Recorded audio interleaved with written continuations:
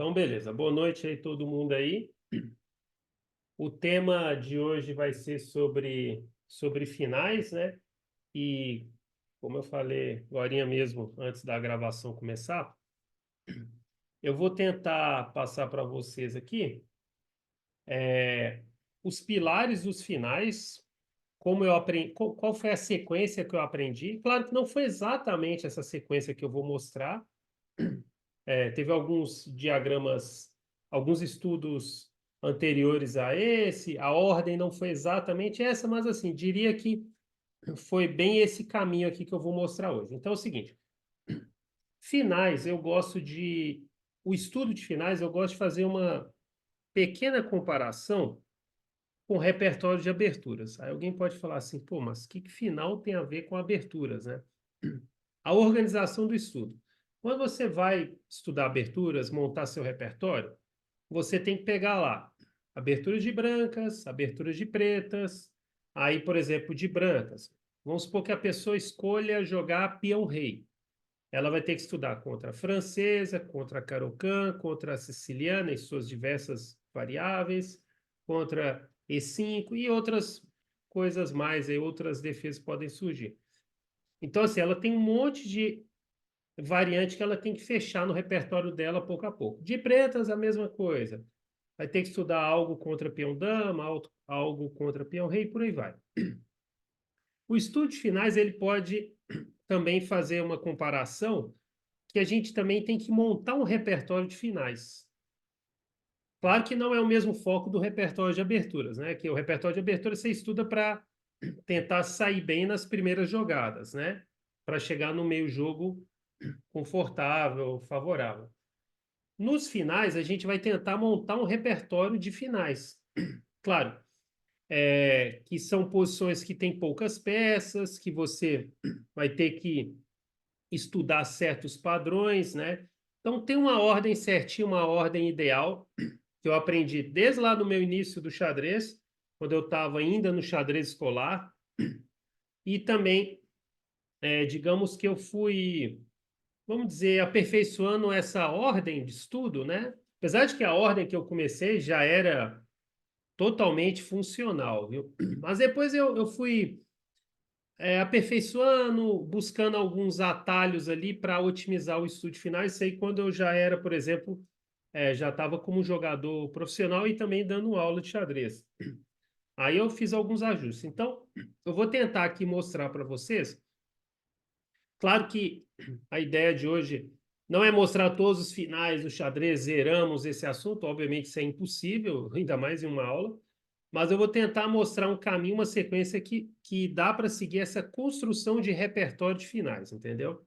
Então, assim, os finais a gente vai ter vários grupos de estudos de finais. A gente tem, por exemplo, os mates elementares, que é, por exemplo, saber dar mate de rei e dama contra rei, mate da escadinha, mate de rei e torre contra rei, mate de par de bispo contra rei, mate de bispo e cavalo contra rei, você já pode dar um nó na cabeça de muitas pessoas. Essa parte dos mates elementares, eu pretendi pular hoje, porque eu até não tenho certeza se o Perdomo ou se o Pablo Acosta já trabalharam ou vão trabalhar essa parte. Qualquer coisa, se eles ainda não viram, ou eu vou até depois consultá-los, né? Parece que eles já viram, né? Então, pronto. Então, beleza. Se eles já viram essa parte do mate elementar, aí a gente já pode seguir aqui a sequência, vamos dizer assim, dos estudos de finais pós-mate elementar. Mas que fique claro, vamos lá. Imagina a pessoa tá lá, um professor está na turma que não sabe nada de xadrez assim, só sabe, por exemplo, mover as peças. Por onde ele começa? Mates elementares. A ordem ideal é mate da escadinha, mate de dama e rei, mate de rei e torre, mate de par de bispo, e eu acho que pararia por aí. Para uma turminha um pouco mais avançada, ou se tiver algum jogador ali mais. Algum jogador, algum aluno mais esforçado, você pode também mostrar o bispo e cavalo. Mas aí vai depender muito, você tem que sentir como é que tá, galera. Não adianta você ensinar o bispo cavalo para a pessoa que tem 2 dias de xadrez. Ela não vai entender nada, vai ser meio complicado, a não ser que seja um gêniozinho, né? Então, é essa ordem que eu acho ideal. Até o par de bispo dá muitas vezes até para cortar, viu? Nesse exemplo de uma turma iniciante. Mas isso vai depender muito do andamento da turma, do nível, da idade, né? Quanto mais velho, mais rápido dá para acelerar esse processo. Aí depois que a pessoa aprende mate elementar, para onde que ela deve ir? Ela vai, por exemplo, abrir um livro de finais, ela vai ver lá, capítulo finais de peões, rei e peões. Capítulo final de cavalo, capítulo final de bispo. Aí um outro capítulo, bispo contra cavalo. No de bispo, eu esqueci. A gente vai ter o bispo de mesma cor e bispo de cores opostas. Aí depois o bispo contra cavalo. Final de damas, finais de torres. Nos finais de torres, a gente pode ter duas variáveis também. Uma torre para cada lado ou duas torres para cada lado. Lembrando, quando eu falo finais de cavalos, não é só cavalos no tabuleiro. É cavalos e peões, contra cavalo e peão. Entendeu? Por exemplo, um cavalo e 2 peões contra um cavalo e um peão, entendeu? Então, assim, quando eu falo finais de torres, com uma torre só para cada lado, muitas vezes um final onde um lado tem uma torre e 2 peões, por exemplo, o outro lado tem uma torre e 3 peões, coisas do tipo, entendeu? Ou até com um número maior de peões.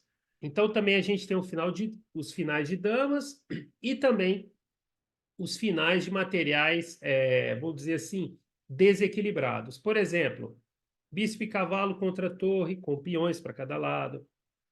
Dama contra 3 peças menores, esses finais também devem ser estudados. Aqui eu falei mais ou menos a ordem dos mais simples até os mais complicados. Entendeu? Então, por exemplo, os finais de peões eles vão ser a base pós-mate elementar. Os finais de, por exemplo, dama contra 3 peças. Esse aí já é um fechamento de curso de finais, entende? Tipo, tá lá no último capítulo dos livros. E claro que também a gente tem alguns outros finais meio amalucados, mas que é também importante conhecer, que é, por exemplo, um final assim, eu tenho torre bispo contra torre, uma peça a mais, 100 peões, nesse caso 100 peões. Como é que eu faço? Será que ganha? Será que empata? Quais posições ganha? Esse aí já é dificílimo, é um dos finais mais difíceis que tem no xadrez, por exemplo, né? Um final dama contra torre. 100 peões. Qual é o resultado? Vai depender da posição, mas geralmente a dama ganha. Tem também uma técnica. Também é dificílimo, mas então esses aí a pessoa geralmente ela deixaria, né, um nível mais avançado. Então, vamos aqui só começar. Vamos começar pelo básico, a gente vai avançando aqui. Então é o seguinte: a gente está aqui no seguinte cenário. Imagino que é uma suposição, claro, mas é o tipo de aula que é como se a pessoa, eu vou assumir que todos que vão ver essa aula já sabem os mates elementares, pelo menos até mate de par de bispo. Bispo cavalo é a cerejinha do bolo. Aí tá, qual que é a sequência? Esse final que está na tela. Esse aqui é um final dos mais elementares assim do que tem no xadrez, é o referente à regra do quadrado, né? Aqui basicamente não vai ter um final de rei peões, mas nesse caso a gente não vai ter um duelo entre os reis, e sim um duelo entre o peão de A2 e o rei de G8. Qual que é o detalhe simples? Você pode fazer conta, joga as brancas, viu? Você pode fazer conta simplesmente calculando o bruto ali, né? Vou jogar 4, ele vai jogar rei F7. Eu vou jogar 5, ele vai jogar rei E7. Vou jogar 6, rei D7. A7, rei C7 e eu fiz dama. É uma opção. Mas tem atalhos assim que principalmente numa partida, às vezes você chega no final, você tem pouco tempo, você não vai conseguir, às vezes, vamos imaginar cenários que já aconteceram comigo em torneios.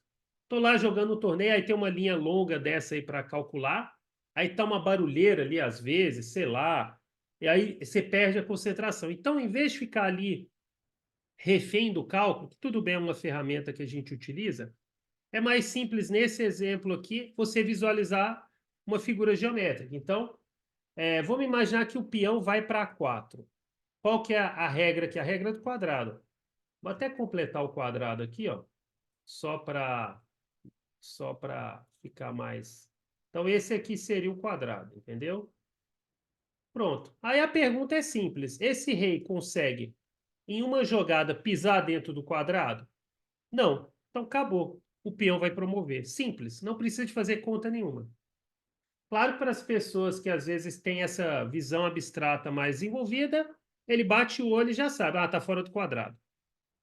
Aqui, se fosse o lance das pretas, por exemplo, imagine que o branco joga um lance inútil, sei lá, rei G2. O preto ele vai entrar no quadrado, ó. Vou mostrar aqui, ó. Olha como que muda, ó. Eu jogo A4, ó. Agora ele consegue chegar no quadrado, ó. E aí o quadrado vai diminuindo. Opa, peraí. O quadrado vai diminuindo, mas ele sempre vai estar presente. Aí acabou, né? Uma hora ele consegue pegar. Então, mas o jeito mais fácil, voltando aqui para a posição original, você vai calcular, quando eu colocar o peão em A4, qual que é o quadrado que gerou, e a pergunta é, o rei chega ou não chega? Ponto. Detalhe, qualquer casa que o rei chegasse, que ocupasse, que entrasse no quadrado, qualquer uma dessas aqui da ponta, ele consegue pegar o peão. Claro, desde que o rei branco não interfira nisso. Se, por exemplo, o rei branco tivesse aqui, aí ele muda, aí é outro final, entendeu? Então esse é o final mais básico, né? Existe até estudos mais complexos que às vezes tem um duplo quadrado, são dois peões que o rei tem que vigiar, mas é um outro cenário. Então, vamos seguir aqui. Esse aqui também é um final bem importante assim que a gente tem que conhecer. Ele é referente ao detalhe de oposição ou falta de oposição. Então aqui é muito simples. Se for o lance das brancas, o branco joga F7, o branco joga F7 controlando essa casa, o rei preto é obrigado a sair, daí eu jogo o rei G7 e faço dama. Eu controlo a casa F8. Muito simples, ó. F7, forçado sair, rei G7 e dama. E depois vou dar o mate de dama e rei. Ou se quiser treinar um pouquinho mais, faz torre e dá um mate de rei e torre. Mas não precisa. Agora, vamos só imaginar de cabeça. Se essa posição fosse o lance das pretas, empata. Eu vou até fazer uma técnica aqui que ela chama triangulação, só para inverter a jogada. Ó. Eu vou jogar aqui, aqui e aqui. Chegamos na mesma posição. Claro que essas jogadas que eu fiz de brancas aqui são erradas, viu? Só para inverter. Eu usei a técnica da triangulação para inverter a jogada.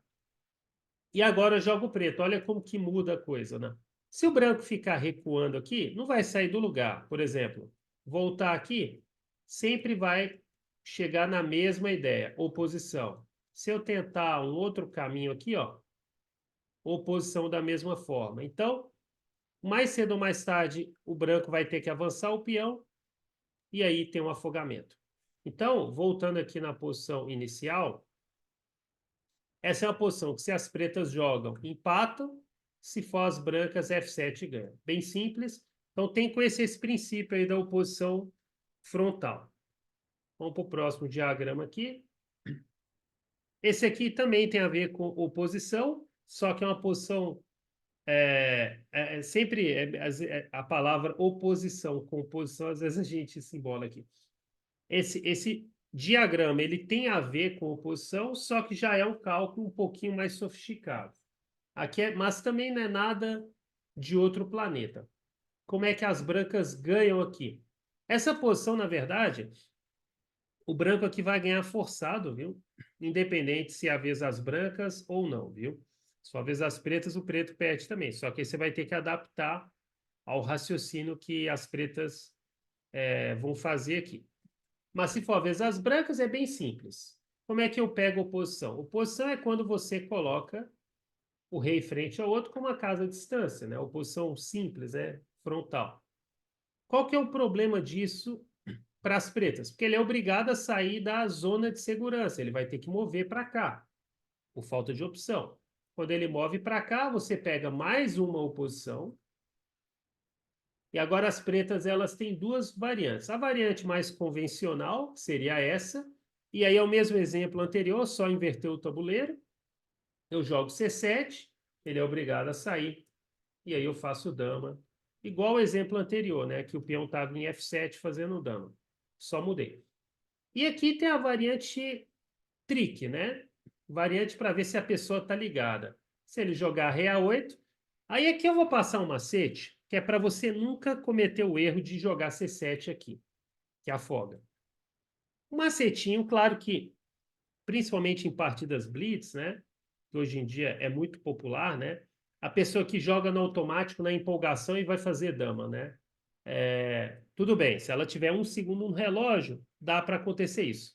Mas se tiver um tempo de reflexão, como que você vai diminuir drasticamente o número de afogamentos que você pode fazer nas suas partidas, né? Como que você melhora essa questão? Muito simples. Toda vez que o lado defensor tiver com o rei no canto, você tem que pensar o seguinte: qual que é o único recurso aqui que ele pode ter para me tirar a vitória? Afogamento. É você gerar uma situação de um pseudo-mate, só que sem dar cheque. Então, quando o rei estiver no canto, o rei adversário, o rei da defesa, você tem sempre que ligar esse alerta. Você fala, peraí, em qualquer final, viu? Final de torres, finais de reis, finais de cavalo, qualquer final. Opa, o rei defensor está no canto. Como que eu faço para não afogar? E claro, antes de mais nada, tente localizar quais as possibilidades de afogamento que o seu adversário vai ameaçar. Eu já vi em situação de torneio forte, Continental das Américas na Argentina, eu joguei uma vez, em Mar del Plata 2012, eu acho. Eu vi uma partida de um grande mestre contra um MI, o cara afogou numa situação parecida com essa. Não era exatamente esse diagrama. E eu falei, Jesus amado, o cara. Tudo bem que o cara estava sem tempo, mas o grande mestre que afogou. Eu falei, não é possível. Eu vi com meus olhos. Eu falei, não, não é possível que eu vi isso, né? O cara afogou, sei lá, acho que ele jogou meio rápido, era uma sequência até simples e o MI conseguiu gerar um afogamento forçado, né? Imagine só o rapaz depois, né? Então aqui o jeito é simples, ó. Ele está querendo provocar o C7. Então essa é a situação de afogamento. Ó. Ele não tem jogada e ainda cobriu a casa B8. Então como é que você evita isso? Muito fácil. Você quer fazer dama, mas você tem que ter calma. Você vai jogar rei C7, ele vai ter que avançar o rei, e agora você joga rei D7 e pode fazer dama aqui tranquilamente. Claro, se você tiver uma dúvida, será que se eu fizer dama vai afogar? Faz torre na dúvida, mas estou brincando. Pode fazer dama aqui que não afoga. Mesmo que chegue no cenário desse aqui, ele vai ter sempre uma escapatória nesse caso. Só afogaria aqui se o rei tivesse em C6, viu? Então, se o rei está em C6, aí você faz dama, você afoga. Se você fizer torre, imagine só, o rei está em C6, você faz torre, ele vem para cá e você dá mate. Então, vai depender, claro, da situação do rei branco. São macetinhos aí, mas assim, muita atenção. Quando o lado defensor está com o rei dele próximo do canto, não tem peões, não tem outra peça para mover, presta atenção com temas de afogamento, entendeu? Inclusive, até em finais mais sofisticados pode acontecer isso, viu? Então é só ficar alerta. Tem partidas famosas aí, jogadores das antigas, em disputa de campeonato mundial, que surgiu o tema e a pessoa conseguiu empatar a partida. Beleza, mas aí foram situações mais sofisticadas. Bem, insistindo aqui na técnica da oposição e como que você pode explorar isso, esse aqui também é um diagrama clássico dos estudos de finais. Às vezes você não vai ver exatamente esse diagrama, mas você vai ver uma coisa muito parecida, que é a mesma ideia. Então, como que o branco ganha aqui, né? Aqui também a gente tem que focar no princípio, na hora que a gente está estudando os padrões de finais. Que isso aqui, tudo que eu estou mostrando, é como se fosse a base da construção do repertório de finais. Se a pessoa não souber esses finais que eu estou mostrando, não adianta ela ir para finais mais complicados. E como final, os estudos finais, eles são todos eles, né, são bases importantes para a melhora do xadrez. Tinha até uma frase que eu acho que é do Capablanca, mas eu posso estar enganado. Mas se eu não me engano, o Capablanca, ele falou algo mais ou menos assim. Depois, quem quiser, joga no Google para conferir a frase exata, se é do Capablanca mesmo. Que é tipo, você estuda finais, como que é que ele falava? Você estuda abertura para aprender abertura. Você estuda finais para aprender xadrez. Era algo assim a ideia. Eu não lembro a frase ipsis literis, mas era tipo isso aí. Então era meio que criticando as aberturas, né? De certa forma, né? Então, a pessoa vai estudar lá a defesa francesa. Beleza, ela vai ficar boa na defesa francesa. A pessoa vai estudar finais de peões, finais de torres, finais de cavalo. Ela vai ficar bom em xadrez, no geral. E antes da gente seguir aqui, por que isso? Porque o final, ele é tipo, é uma mini partida de xadrez que você consegue assimilar temas fundamentais do jogo. Por exemplo, dominação de peças, como que uma peça pode atrapalhar a outra. Ó, por exemplo, olha o duelo aqui dos reis, né? Quando você posiciona suas peças do jeito certo, como que você restringe o território do oponente. Aí, quando você joga um final errado e deixa o adversário te dominar, você vê, putz, eu tinha que ter controlado uma determinada casa, eu deixei o rei dele fugir, ou invadir minha posição e ele ganhou. Aí você aprende controle de casas. Tem muitos finais que você vai estudar, você vai aprender qual que é a diferença de potencial dinâmico de um bispo e de um cavalo, entendeu? Então, os finais, assim, é tipo o microcosmos do xadrez, entendeu? Às vezes a pessoa pensa assim, se eu estudar as aberturas, eu vou ganhar rápido em 10 jogadas. É a maior ilusão que existe. O melhor jeito de evoluir, principalmente no longo prazo, além de estudar a tática, igual a gente já falou em outras aulas, os princípios estratégicos também, mas é ficar firme nessa construção de repertório de finais. É muito melhor um aluno ou um jogador profissional, ele primeiro dominar o repertório de finais do que repertório de aberturas, mas infinitamente mais. Essa é a ordem importante, entendeu? Aí tudo bem, aí depois que ele, não, fechei os estudos finais, já sei um pouco de cada grupo dos finais, beleza, aí você pode estar apto a estudar um pouco de abertura. Mas vamos lá, essa posição aqui, como que o branco ganha? Bem simples. Você passa a vez para o oponente, uma observação também, o final, ele é a única fase do jogo que passar a vez para o oponente pode ser uma ferramenta buscando a vitória. Nenhuma outra fase do jogo isso vai acontecer de maneira assim natural, né? Pode ter uma exceção ou outra, né? Já teve situações de meio jogo que isso aconteceu, mas é raríssimo. E por que que o final isso acontece até com certa frequência? Porque é o tema do Zugzwang, que é aquele termo em alemão que, na verdade, significa obrigação de mover, né? Não é bem a tradução, não, mas para o xadrez essa é a ideia. Você obriga o seu adversário a mover, ele tem que sair da zona de conforto dele, ele vai jogar provavelmente ou para cá, já que F7 está proibido, e aí a gente vê o problema das pretas. Se ele jogar em G8, a gente joga em G6, oposição frontal. Se ele jogar em F8, a gente joga em F6, oposição frontal. E aí você lembra dos exemplos anteriores. Se você consegue pegar a oposição, você está apto a ganhar essa partida. Então, por exemplo, ele joga esse, oposição, primeira parte, oposição, segunda parte, e aí caiu naquele diagrama que a gente viu agora mesmo.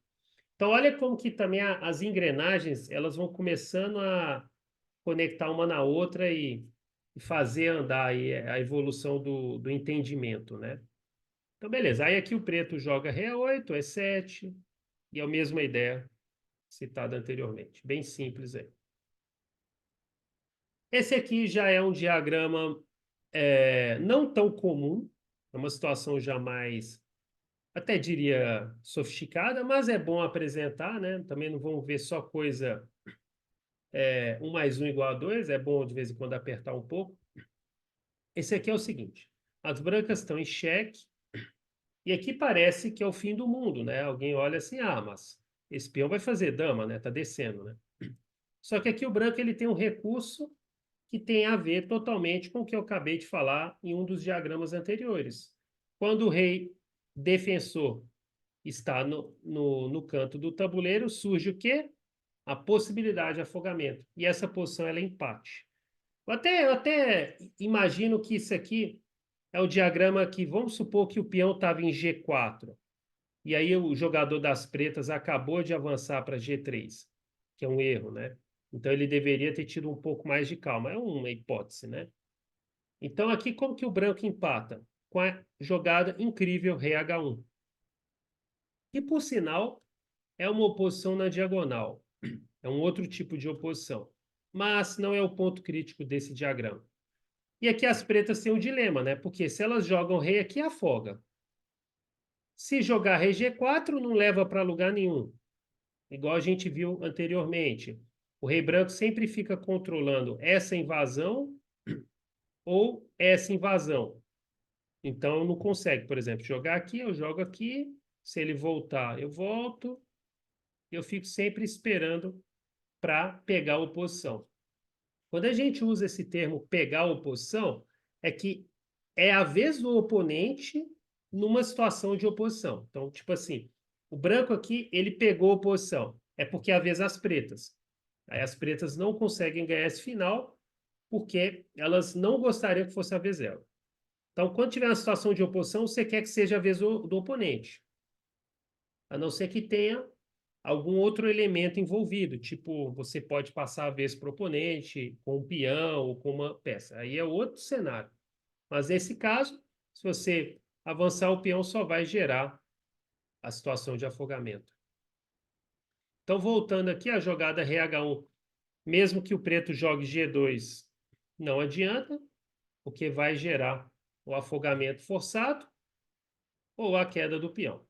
Então, obviamente, se o peão aqui estivesse em G4, o avanço foi um erro. Se o peão estava aqui, né? Ter avançado para G3 foi um erro. O que, que ele deveria ter jogado, imaginando que o peão está em G4? Rei F2. Aí ele estaria apto a ganhar. Mas aí seria outra história. Então, conhecer essas técnicas aqui pode salvar um campeonato, viu? Vou dar um exemplo. Dos meus torneios mais importantes da minha carreira, que foi o Campeonato Brasileiro em 2019, eu estava jogando com o grande mestre Crico a terceira partida pensada, num match de 4 partidas. Eu tinha empatado a primeira, perdido a segunda. Se eu perdesse a terceira, já acabava, matematicamente. Não ia nem ter a quarta. E eu me coloquei, eu arrisquei bastante nessa partida, e a gente acabou chegando num final que, tudo bem, com erros daqui e dali, né? E aí chegou um final que eu tenho possibilidades de empate, mas com pouco tempo no relógio, nem eu nem ele tínhamos certeza, né? Ele estava ainda com esperança de ganhar, e se ele ganhasse, acabava o torneio, aí eu seria vice-campeão em vez de campeão, e se eu conseguisse empatar, teria ainda a possibilidade da quarta partida. E aí a gente caiu num final extremamente complicado, mas que tinha a ver com esses temas de afogamento. E não sei se foi um pouco de sorte ou preparo, né? Tem gente que fala que a sorte ela atinge as pessoas preparadas. Não sei, pode ser. Ou a questão da intuição, né? E eu sei que o final matematicamente empatava usando não só esse tema de afogamento, mas outros temas similares de oposição. Era um final de reis, inclusive, viu?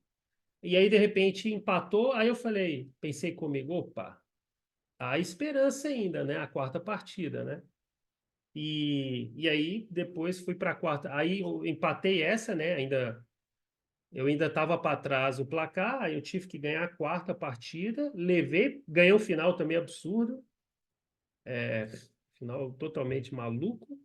E aí fui para o desempate e ganhei, entendeu? Então, tipo assim, uma técnica de final que na verdade, para ser mais honesto, esse final ele era um somatório de, digamos, umas 5 técnicas de finais, todas elementares, mas quando você mistura 5 técnicas elementares, a coisa fica complicada. Mas é tudo técnica. Todas as técnicas que eu usei nessa terceira partida, se você separá-las separar os fragmentos são técnicas básicas. Aí, claro, quando você junta, fica complexo, entendeu?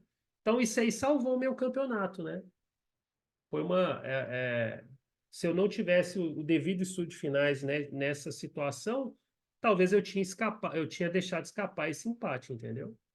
E também depois, na quarta, foi um final mais maluco ainda, mais complexo ainda, que também exigia estudo de finais.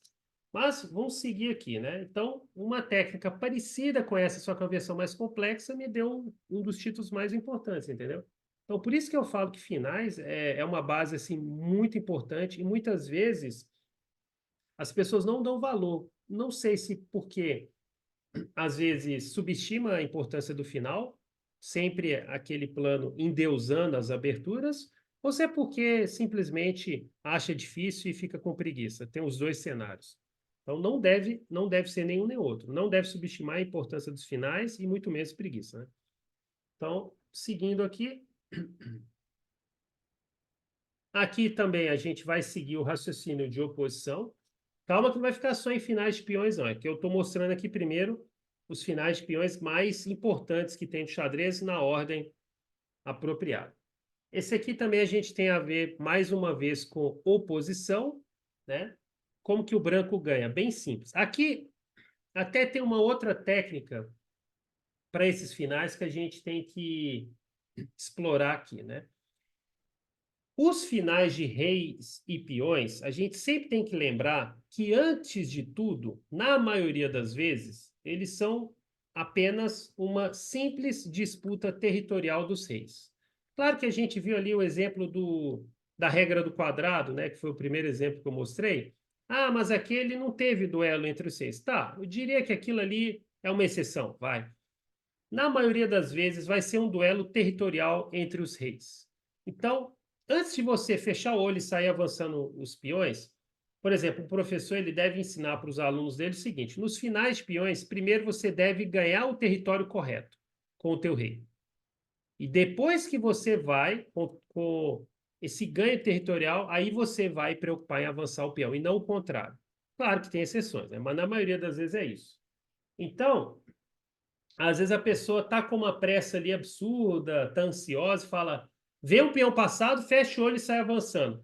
Eu já cansei de ver em torneio escolar, quando eu ajudei em arbitragem, algumas experiências eu tive com isso. Tô lá apenas como humilde auxiliar de árbitro ali, aí ajudando ali um torneio escolar.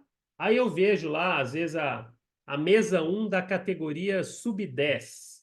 Aí eu vou lá ficar de olho, deixa eu ver ali, né? Se o pessoal ali joga bem, né? Aí eu vejo assim, tá no final de peões. Já vi isso mais de uma vez. Tá no final de peões. Aí eu olho lá, vejo, opa, o branco tá ganho. Deixa eu ver se o menino, se a pessoa vai acertar. Aí, aí eu penso assim, né? Ah, é só ele entrar com o rei ali e depois avançar o peão, ele ganha. A pessoa avança o peão primeiro, empate final. Aí você vai para outro tabuleiro, mesmo cenário. Já teve torneio que eu vi isso acontecer assim em sequência. Ia para uma partida lá observando, a pessoa desperdiçava vitória. No outro, afogava o rei. No outro também aconteceu uma coisa absurda. Então, assim, principalmente nos mais jovens, a técnica de final, às vezes, ela. Porque ainda não deu tempo, às vezes, de aprender, né? Então, por isso que é uma coisa que o professor, principalmente para alunos mais jovens, ele é uma coisa que ele tem que martelar bastante, que aí você quebra esse, vamos dizer assim, essa característica, né? Se você inverter e falar assim, pegar lá um aluno bem novo e já trabalhar os pilares dos finais, ele não vai cair nesses erros. Quando ele cair numa situação de final, ele vai ser matador e isso vai ajudar absurdamente o entendimento dele do jogo, entendeu? Porque é até uma questão de lógica, né? Qual que é mais fácil você aprender os parâmetros de um jogo? Com todas as peças no tabuleiro ou primeiro você dominar os fragmentos e aí você vai aumentando o número de peças? Com certeza é essa a segunda opção, entendeu? Com menos peças no tabuleiro, você consegue assimilar melhor técnicas de dominação, entendeu? A importância das peças, a diferença de um bispo e de um cavalo, onde que a torre deve se posicionar nos finais, esse tipo de coisa. E aí você consegue levar isso para o meio jogo ou para abertura, entendeu? Mas seguindo, aqui o branco ganha de maneira bem simples, bem tranquila. Você joga rei F6, pega a oposição e coloca as pretas numa situação sem saída. Se ele jogar rei G8, você joga rei E7 e depois dispara o peão. E se ele jogar rei E8, você faz o inverso. Esse tema aqui é o tema de outflanking, que é você, basicamente, é como se fosse um zigue-zague, né? Ele vai para um lado, você invade no outro. Então, olha a disputa territorial. O rei preto ele não consegue segurar, sendo a vez as pretas aqui, né? O branco acabou de jogar rei F6, ele não consegue segurar esses dois avanços. Ele vai ter que cuidar ou de um ou do outro. Ele não consegue tomar conta dos dois avanços. Aí tanto faz onde ele escolhe, você vai lá e ganha tranquilo. E detalhe aqui, olha como que o posicionamento do rei branco, ó, ele já defende aqui a promoção forçada, não tem afogamento aqui, não tem nada, porque o rei preto está no meio do tabuleiro, né? Então, é bem simples, né? E só para demonstrar, se ele jogar para cá, mesmíssima coisa. Né? Aqui pode até achar que vai ter algum afogamento por estar no canto, mas não tem afogamento nenhum, não. A partir daqui você tem que ficar esperto, né? Olha um exemplo de afogamento trágico que poderia acontecer. Imagina o preto joga RH7, aí aqui um jogador mais emocionado vai e joga RF6, afogou. Ou ele joga RF7, afogou. Então, nessa situação, você vai ter que mover a dama de preferência. Mas é outro assunto, não tem nada a ver com o que a gente está vendo hoje. Um erro típico aqui, igual eu citei, jogadores às vezes mais inexperientes, a pessoa está ali nas primeiras aulas de xadrez, ela vai pensar, ué, se eu quero fazer dama, eu tenho que avançar o peão. Aí o erro clássico aqui é avançar o peão, pronto, acabou de empatar a partida, pelo tema da oposição. Agora o branco não tem mais vitória. Se F7, afoga, e voltar aqui não leva absolutamente a nada, porque sempre vai ter esse recurso defensivo. Ó. Uma jogada aqui que eu não dei muito destaque nos diagramas anteriores, mas eu vou dar destaque agora, para não passar em branco, é a importância do rei F8 aqui nesses cenários. Ó. Aqui fica mais explicativo. Ó. Por que a gente joga rei F8? Para defender essa invasão ou essa invasão. Então, uma técnica de final aqui que tem que estar decorada. Essa aqui, você tem que... Ó, rei F8 aqui, você tem que gastar meio segundo para lembrar que é a jogada correta. Nem precisa de pensar mais que isso, entendeu? Vamos seguir aqui. Esse aqui eu diria dos diagramas que a gente viu até agora, esse é o mais difícil. Esse aqui eu aceito, por exemplo, se eu visse os alunos jogando esse final e errando, eu até perdoo. Esse aqui dá para perdoar. Mas não é um final também de outro planeta. Mas esse aqui dá para errar. Inclusive, esse aqui eu já vi em torneio, jogador forte errar. E eu vi assim, na minha cara, a pessoa estava sem tempo, mas cometeu o erro aqui. Jogam as brancas e ganham. Primeira jogada que a gente já descarta, o afogamento. A dúvida aqui fica, beleza, eu não posso avançar o peão, então tem que mover o rei. Onde que eu devo colocar o rei? E aí que é o enigma desse diagrama, né? E aqui que a gente, através desse diagrama, que já é um diagrama um pouquinho mais complicado, né? A gente já subiu um pouquinho o degrau da dificuldade dos finais de peões, mas é só você tentar imaginar as jogadas que o preto vai fazer, não, as pretas não têm muita jogada, e qual território que você tem que tirar das pretas. E aí, quando você faz essa reflexão, né, você pensa o seguinte: o que está atrapalhando aqui as brancas de obter a vitória facilmente? É o rei no canto, pelo tema do afogamento. Então, qual que é o raciocínio simples? Tira o rei preto do canto. Vamos dizer assim, desafoga ele. E aí a resposta mais óbvia é rei G6, ele só tem um lance, rei G8, E a ideia é expulsar ele do canto. Então, só tem um caminho lógico. Rei H6. Claro que o jogador das pretas aqui, ele vai ser teimoso, ele vai insistir em ficar no canto. Só que agora não adianta. Porque você pega a oposição e aí cai no detalhe anterior, naqueles diagramas que a gente já acabou de ver. Pegando a oposição, ele é obrigado a mover. E aí você expulsou ele do canto sem muito esforço. Erros típicos aqui. Erro número 1, claro, né? Esse é o mais infantil, é a pessoa avançar o peão e afogar de cara. Esse aí não dá, né? O erro número 2, esse, igual eu falei, dá até para perdoar, mas a ideia de aprender esse padrão e aprender também como explicar, né? A gente também vai entender aqui por que que o outro lance que eu vou mostrar aqui é errado, que seria Ré F6, né? A diferença de Ré F6 para Ré G6 é que agora o jogador das pretas, ele tem vamos dizer assim, um truque. Ele tem uma pegadinha aqui. É o seguinte, às vezes a pessoa pensa assim, ele vai jogar Rei G8. Não, ele não vai jogar Rei G8. Se ele joga Rei G8, você joga Rei G6, Rei H8, Rei F7, Rei H7, e agora você avança o peão com cheque. E aí você dá mate aqui bem rápido. Só que tem um detalhe.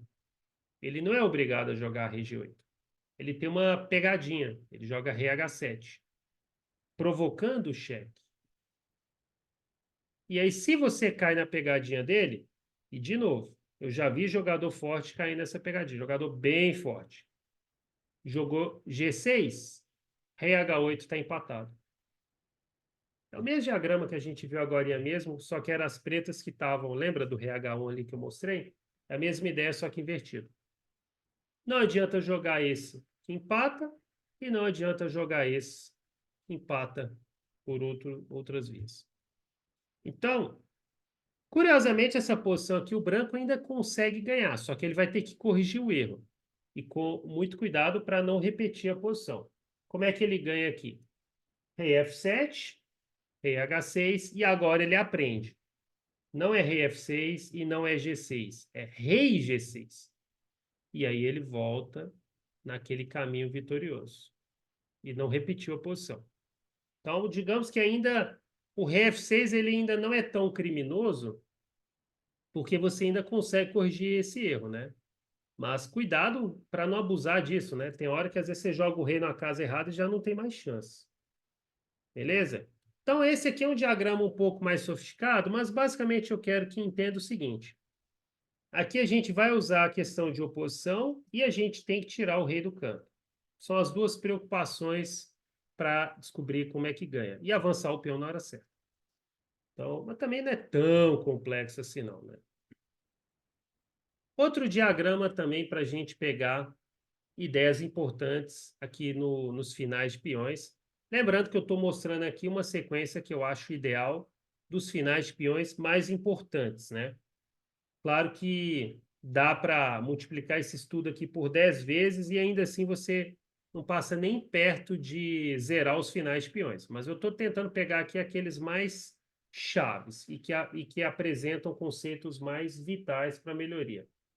Esse aqui é o seguinte, a gente está numa situação que tem um peão passado e os reis eles ainda não estão naquele confronto, né, cara a cara.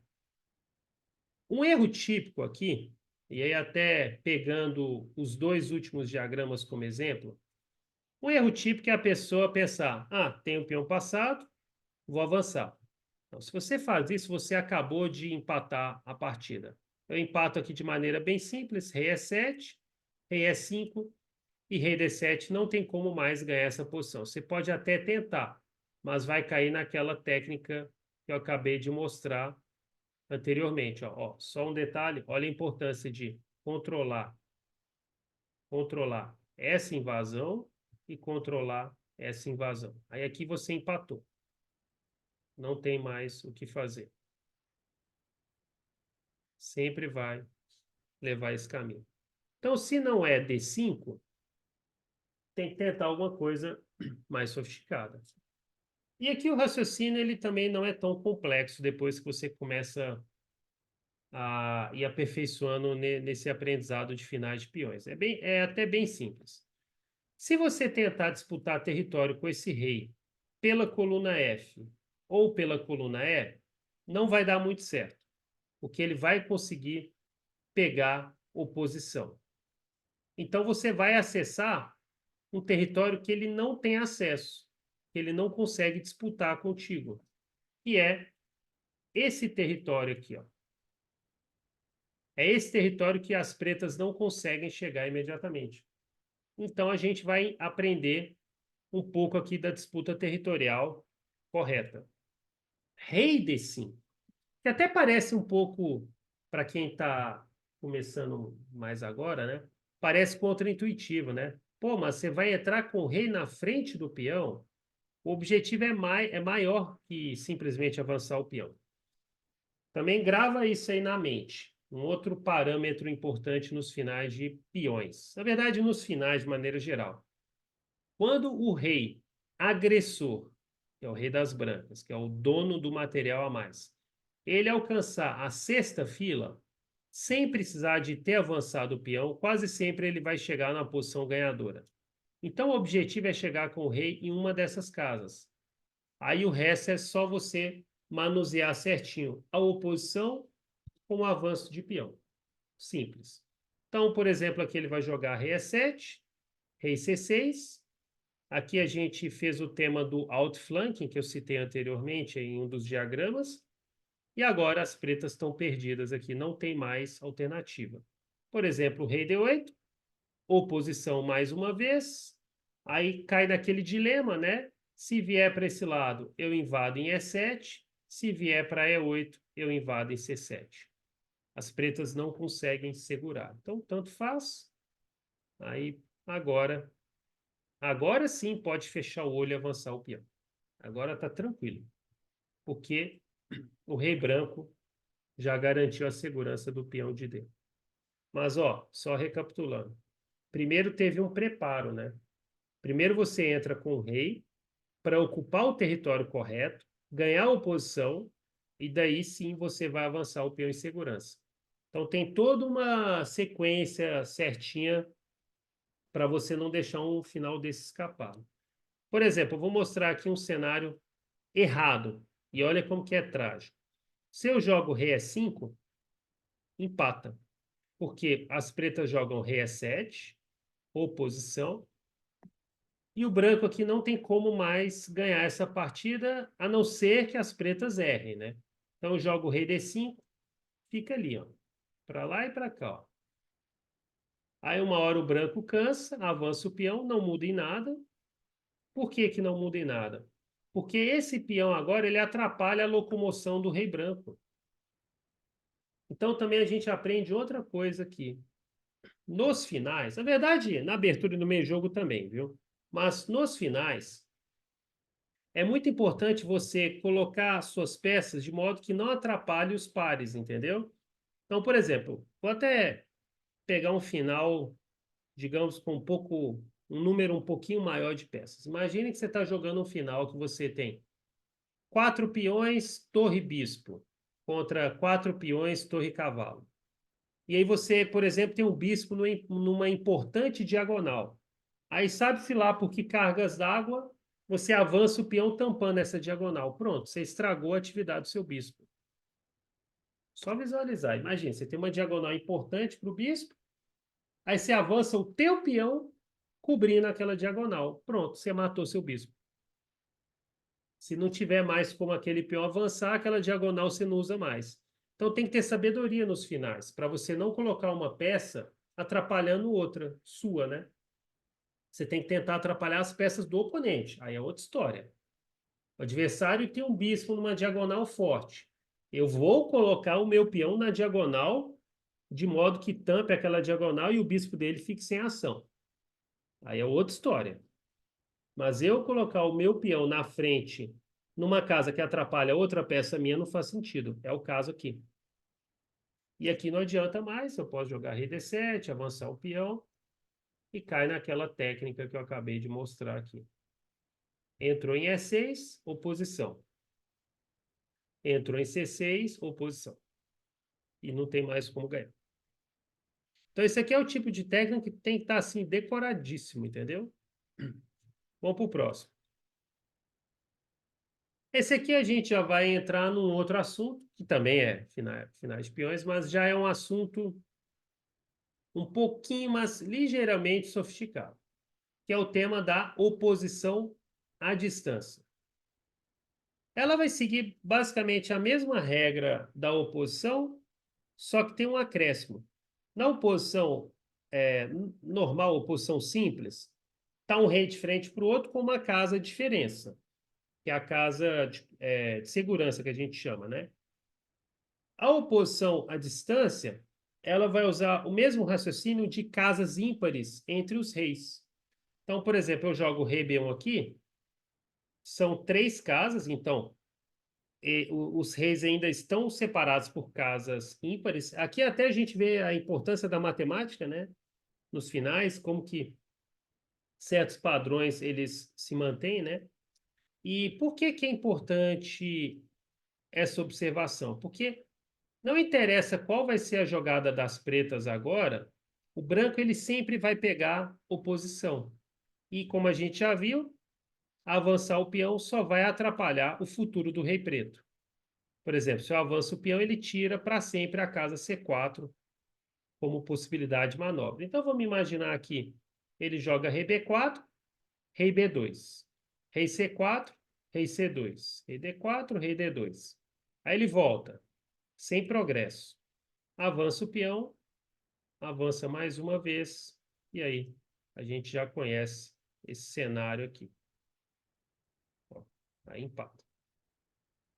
Também não adiantaria aqui, após rei B1, né? Oposição à distância, ó. Número ímpar de casas que separa o rei. Não adianta ele jogar C4, você vai jogar aqui, por exemplo, tanto faz aqui, e agora sempre tem essa jogada de controle, né? A mesma ideia. Se jogar para cá, tem essa. Se jogar para cá, tem essa. Então são técnicas aí que até ficam, digamos, repetitivas, né?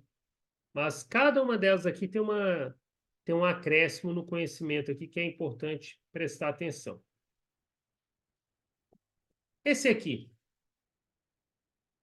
Brancas estão em situação de oposição, só que às vezes as brancas, o que teoricamente é ruim. Só que agora a gente vai aprender um outro tema que é muito útil nos finais. Eu até comentei anteriormente um dos diagramas, que é o tema de saber passar a vez para o oponente. Eu até gosto de chamar isso aqui do princípio do tempo extra. Você tem uma jogada extra. Aliás, lembra aquela história que eu contei ali da terceira partida com o Crico, né, na final do Brasileiro 2019? A final da final, né? Um dos temas que eu utilizei foi o tempo extra. Na verdade, como eu disse, eram 5 temas mais ou menos misturados ali. Um tema era o afogamento no canto. Um dos outros temas desses micro padrões era o tempo extra. E no caso, se não me engano, eu tinha 2 tempos extras para usar na partida. Aqui a gente joga G4, passa a vez para o adversário. E o detalhe que agora, com isso aí, as pretas ficam em Zugzwang. Ele não tem jogada útil. O ideal seria ele também chegar e falar assim, não, passei a vez para você. Você fala, não, negativo, não vai dar não. Eu joguei G4, você é obrigado a mover. E aí, tanto faz, né? Se ele jogar rei H7, rei F6 ganha. Se ele jogar rei F7, rei H6 ganha. Eu invado a sexta fila, que é o início da vitória. Eu tenho que chegar em uma dessas casas. Então, recapitulando. Se ele jogar rei H7, rei F6 ganha. Rei F7, rei H6 ganha. E se ele recuar para a oitava, facilita, né? Então, por exemplo, vamos escolher uma aqui. Aí agora é esse. De novo aqui a gente tem a possibilidade de gastar o tempo. Aí ele é obrigado a jogar ou para cá ou para cá. A melhor defesa aqui para tentar afogamento é essa, só que agora, diferente daquele diagrama que a gente viu, é que eu consigo avançar o peão com cheque, né? E aí acabou, né? Aí é só jogar G7, G8. Mate bem rápido. Então, aqui é uma posição curiosa, né? Que se o peão de G3 já estivesse em G4 e fosse a vez as brancas, está empatado. Está empatado. Agora, o peão aqui estando ou em G2 ou em G3, eu jogo em G4 e aí eu consigo a vitória porque eu passo a vez para o oponente.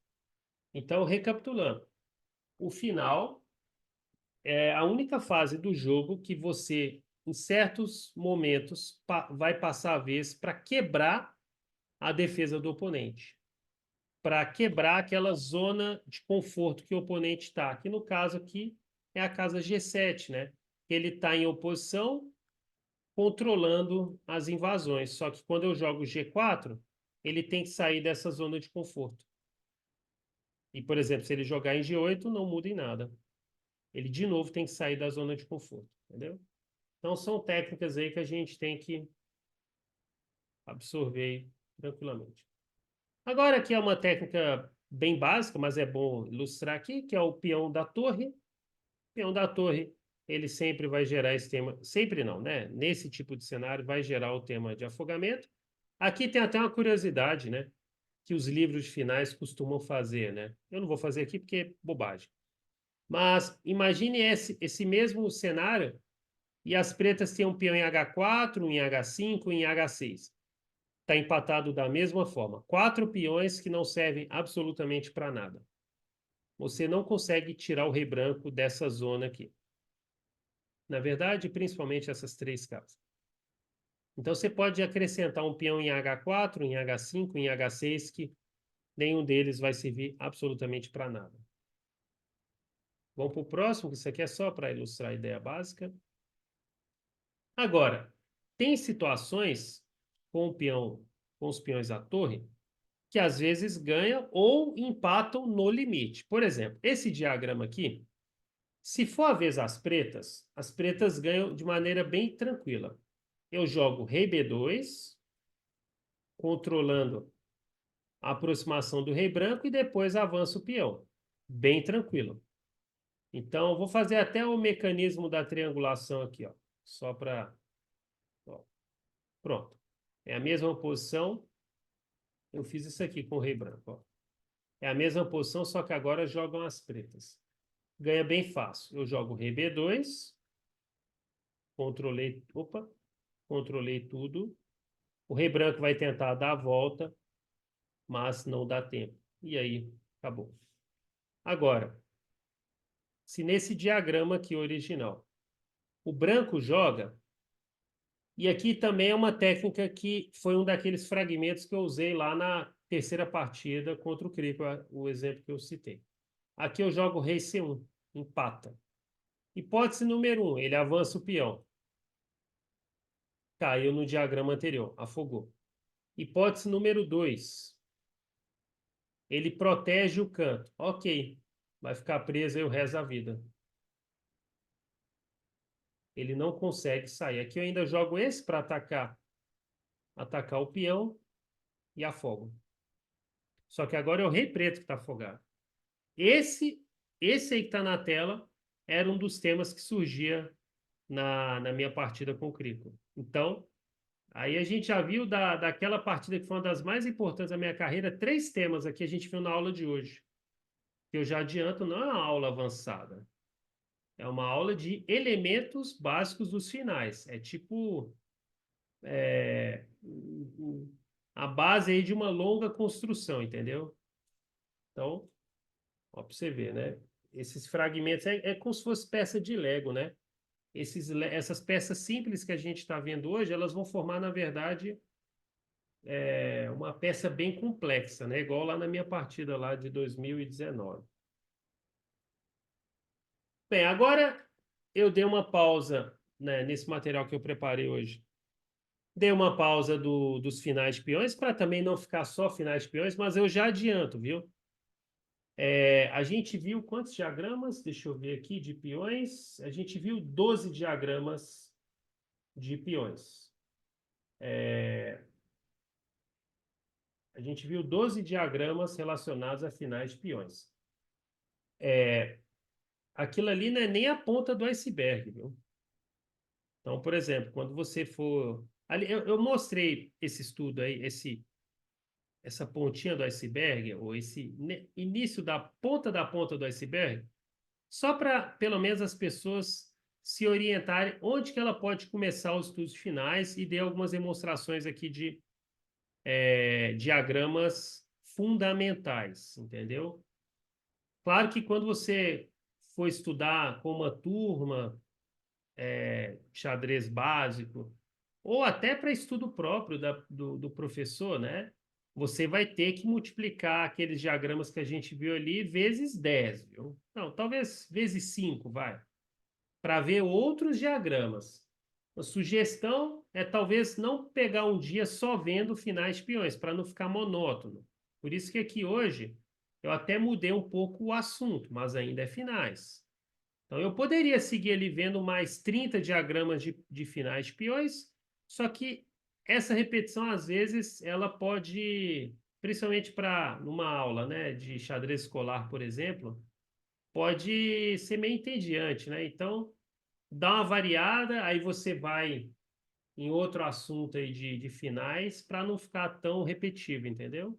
Porque muitas vezes as técnicas ali de oposição, de tempo extra, triangulação, elas são muito parecidas. Então, às vezes, é, se não fizer essa devida variação aqui, pode tornar entediante aí para o aluno, entendeu? Assim eu penso, né? Então, aí aqui eu dei uma variada para meio que simular aqui como seria uma aula longa, né? Uma sequência. Isso aqui, na verdade, é uma sequência de aula que eu estou até tentando ser bem rápido, né? Para a gente ver bastante diagrama, né?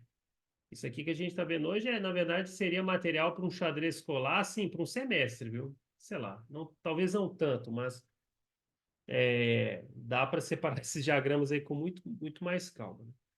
Tá, esse aqui a gente já vai entrar num assunto que ele é importante, ele também é uma base dos finais, mas eu já adianto que esse aqui já é um assunto um pouquinho mais complicado, mas ligeiramente. Mas como ele é uma base dos finais, não tem como fugir disso aqui. Eu não posso simplesmente falar, é difícil, eu vou pular esse assunto.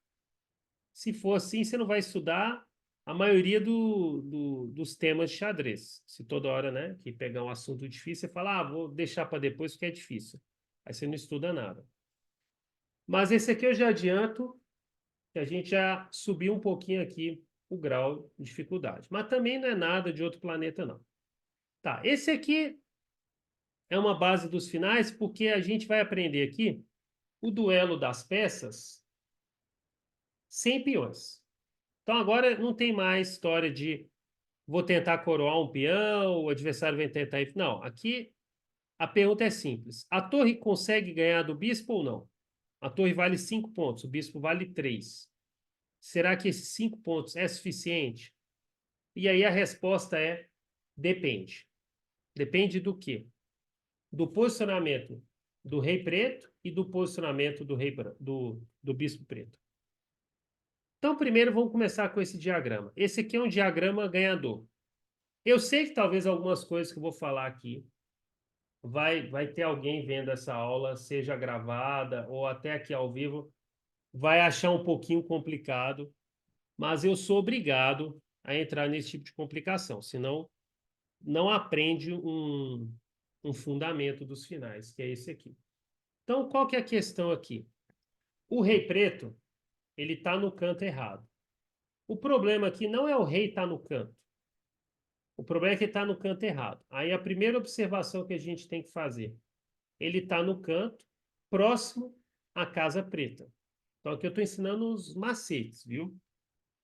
Você fala, tá, mas o que que é relevante ele...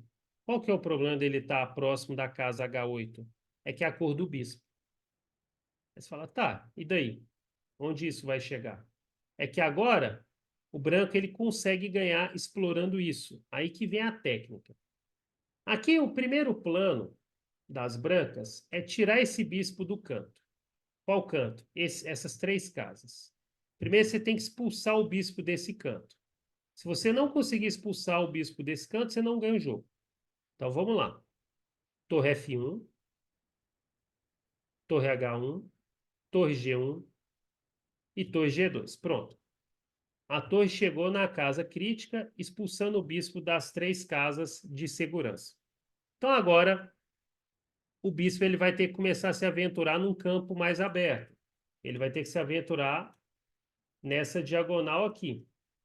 E aí ele fica exposto. Fica exposto ao quê? Ataques duplos, ameaças duplas. Então vamos lá, hipótese número 1. Bispo F4. Rei F5, cheque. Perdeu o bispo. Então não adianta. Hipótese número 2. Bispo D6. Eu saltei o bispo E5 proposital, viu? Então, bispo D6, que é a linha principal. Como é que eu ganho? Aí aqui vem a segunda. Aliás, vamos deixar bispo D6 para a última, vai. Vamos ver primeiro o bispo C7. É mais fácil de ilustrar. Aí agora a gente vem a segunda parte do raciocínio. Tiramos o bispo do canto e agora o que a gente faz? A gente vai atacar o bispo e criar o tema do mate. O bispo tem que sair, né? Por exemplo, para D8, torre C8, a gente vai ganhar o bispo forçado. Outra defesa, bispo D6, cheque, bispo F8. E aqui vem um ponto-chave do porquê a casa H8 é ruim. Porque aqui, o branco ele pode usar o quê? O recurso do tempo extra. Eu passo a vez. E o rei não está afogado. Ele é obrigado a mover, leva mate. Então vamos voltar aqui. Vou recapitular que eu sei que pode parecer complicado. Vamos voltar aqui do início. Primeiro, eu tiro o bispo dessa zona de segurança. Então a minha torre vai lá, sempre atacando o bispo. Tem outras formas de chegar nisso aqui. Pronto. Expulsei o bispo.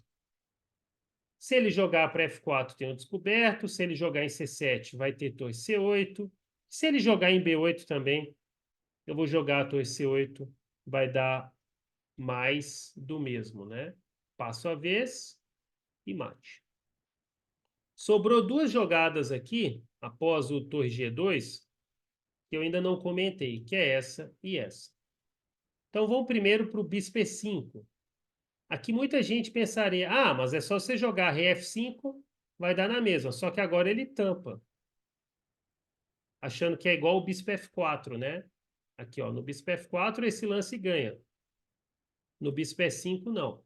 Só que aí você usa outra técnica, muito mais simples. Torre E2, ataquei o bispo e ameacei mate. Única jogada, ou quase única, é essa. Cheque. E aqui eu passo a vez. Aqui eu posso passar a vez para 4 casas com a torre ou até rei F6 também funciona, ó. Ele é obrigado a mover o rei. Vai cair o bispo. E eu vou dar mate bem rápido aqui, inclusive, ó. Entendeu? A ideia é ganhar o bispo ou dar mate. E a jogada mais complexa, mas é fácil de entender, é se ele jogar bispo D6. Aí você joga a torre D2, seguindo o mesmo raciocínio. Você ameaça a última fila e o bispo. Só que agora ele joga bispo E7. E aqui que é a pegadinha. Qual que é a pegadinha? Você pensa assim, eu vou atacar o bispo de novo para dar um mate. Só que aí ele joga ré F8 e consegue empatar. Não, aqui você vai ameaçar um quase mate via C2 ou A2. A2 também funcionaria. Aí você ameaçou o quê? Se ele jogar ré F8, olha que curioso. Cheque e ele é obrigado a entregar o bispo. E se ele jogar o bispo para qualquer lugar, digamos D6, cheque e cai no mesmo tema. Bem tranquilo, né? Então, eu sei que esse final já é um pouco mais complicado.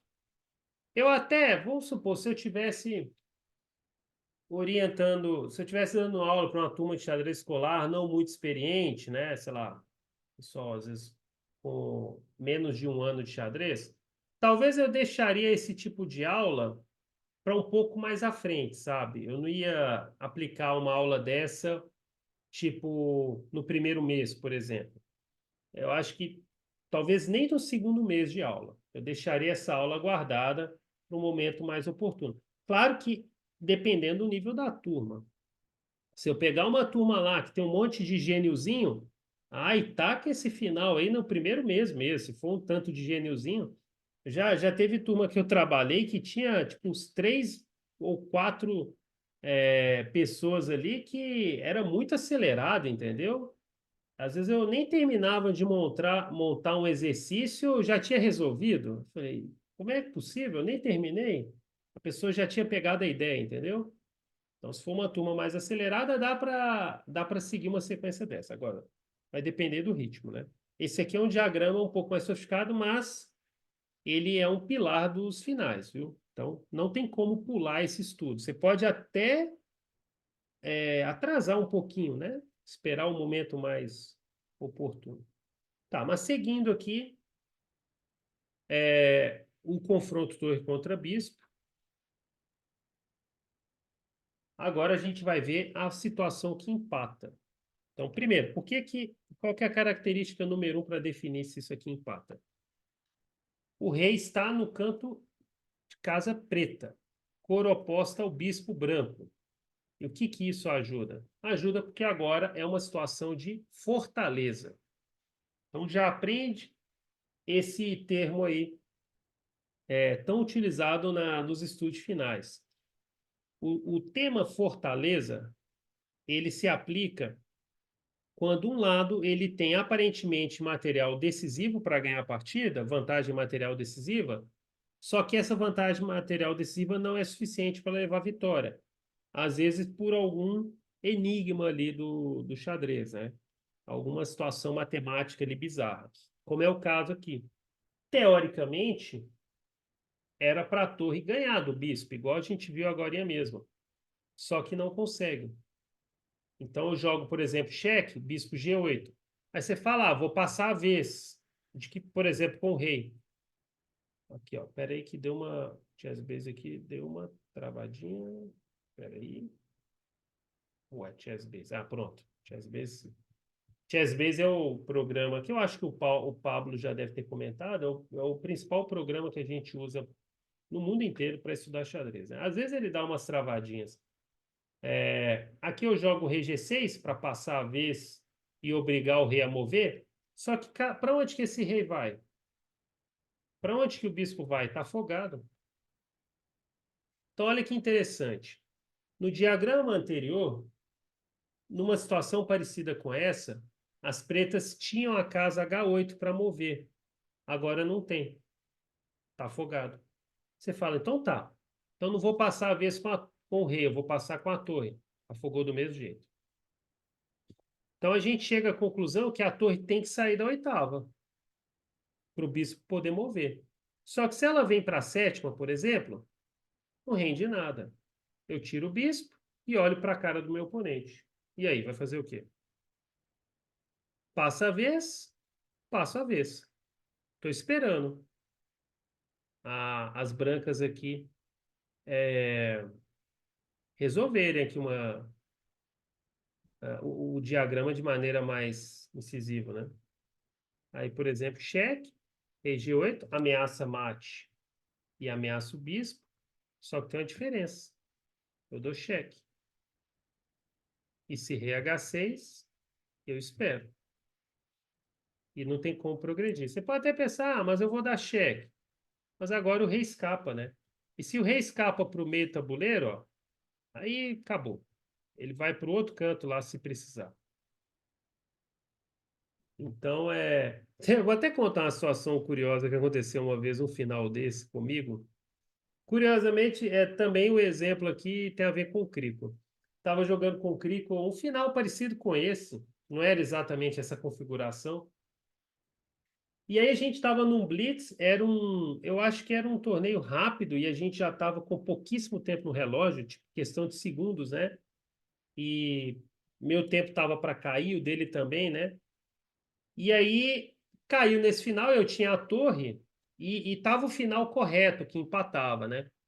E aí eu, sei lá, em vez de simplesmente eu seguir jogando e ver se ele errava, sei lá, né? Apesar de que ele provavelmente não iria errar, ele estava acertando a defesa. Eu, do nada, meu cérebro deu uma pane no apuro de tempo. Eu ofereci empate. Aí o Crico foi estender a mão aceitando empate. Aí eu, sei lá, endoidei, eu falei, não, peraí, deixa eu checar se é o final que ganha. É, tipo, buguei. Aí ele, não, mas você já ofereceu empate. Aí eu, tá bom, já ofereci empate, empatou, né? Aí, aí eu olhei, não, não, esse final é empatado e também não tem. Ofereci empate, acabou, entendeu? Ele aceitou. Mas meu cérebro bugou na situação ali no apuro de tempo, né? Eu ofereci empate, logo um segundo depois eu me arrependi, mas eu vi assim, não, mas não tem como ganhar também, né? Aí ele ficou assim, sem entender, né? Então, foi uma situação mais engraçada, assim, na verdade. Aí acabou empatando e tal. O meu erro nessa partida, eu lembro, foi ter trocado o último peão. Se eu tivesse preservado o último peão, eu tinha chance de ganhar, né? Aí entrou nesse final, eu ainda tentei umas 15 jogadas, não saía do lugar e acabou empatando. E me deu esse bug mental aí que até hoje eu lembro aí. Mas seguindo aqui, então, a diferença desse final para o anterior é essa, tem o tema do afogamento. Você não consegue passar a vez para o adversário. O rei está no que a gente chama de cor fria, o canto frio, que é o canto de cor oposta ao bispo. Então, todas as vezes que escutar o tema, o rei ou o peão é cor fria, você já lembra, é cor oposta ao bispo. Vai ter que ter algum bispo no tabuleiro aí, para que essa frase faça sentido. Então, aqui não consegue passar a vez, aí você tem que descravar e fica nesse lenga-lenga aí. Não tem o que fazer. E esse cheque aqui, ele é salvador também, diga-se de passagem, viu? Se não tem esse cheque aqui, você teria que levar mate ou perder o bispo, né? E agora, aqui, o rei escapa, por exemplo. Então, vamos seguir aqui. Agora, um outro confronto também importante de conhecer, que é o confronto de cavalo contra torre. Detalhe que aqui eu estou colocando diagramas propositalmente, sempre com o lado defensor em apuros, no canto. Porque se tiver uma situação dessa, seja o torre contra bispo, ou seja, o torre contra o cavalo, no centro do tabuleiro, o lado defensor, não vai fazer nem cócegas. Se, por exemplo, o rei branco aqui tiver em E4 e o cavalo tiver em D4, nem adianta ficar tentando muito. Só se o adversário errar muito. Mas com o rei na primeira fila aqui, dá para errar. Dá para errar. Mas, curiosamente, esse final é empatado. Então, aqui eu vou mostrar mais a ideia central. Primeiro, esse final ele é empatado porque ele atinge alguns requisitos aqui. O final de rei e cavalo contra rei e torre, a história é diferente em relação ali do rei e bispo contra rei e torre. Ali você tem que estar no canto certo. Aqui você não pode estar no canto. Tipo, o canto absoluto, né? Se você tiver com seu rei em H1 ou em A1, você vai perder. Então aqui é o canto, você está no canto, né? Você está na última fila, só que você não está no canto absoluto, né? H1, A1, A8 ou H8. Então, aqui as brancas se salvam porque elas estão no centro, na última fila. Inclusive no torneio de candidatos, no feminino, ontem aconteceu esse final que está na tela. A única coisa que mudou era as cores. Quem tinha a torre era o branco, quem tinha o cavalo era o preto, mas mesmo diagrama.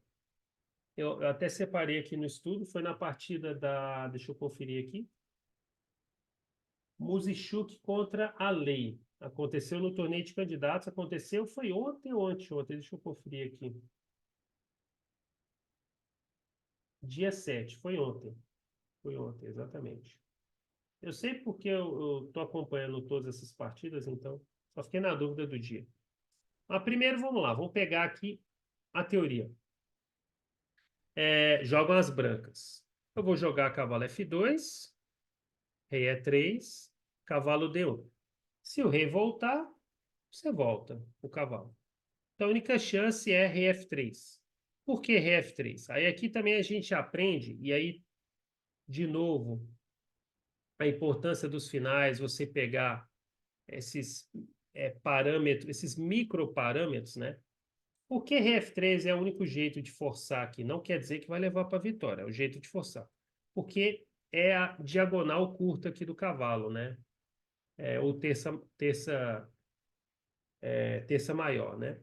Que esse aqui eu diria que é sempre o cenário que o cavalo ele tá, tipo assim, no pior cenário possível.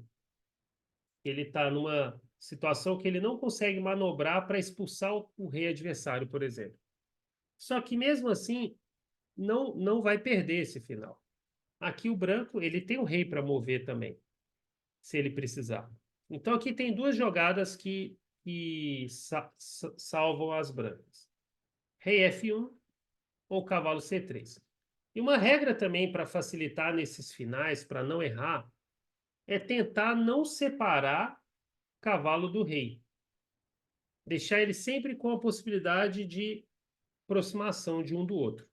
Então, por exemplo, aqui, rei F1 empata também, mas cavalo C3 é a mais fácil, porque você ataca a torre, e, por exemplo, se ele jogar a torre C2 atacando o cavalo, você volta.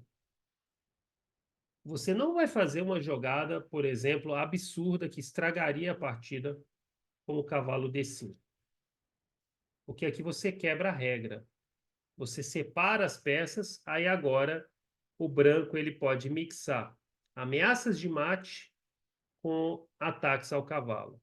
Mesmo assim, eu não vou estender nessa variante. Depois, quem tiver curiosidade, monta esse diagrama, por exemplo, ou no site do Lichess ou no site do chess.com e vai analisar com o computador.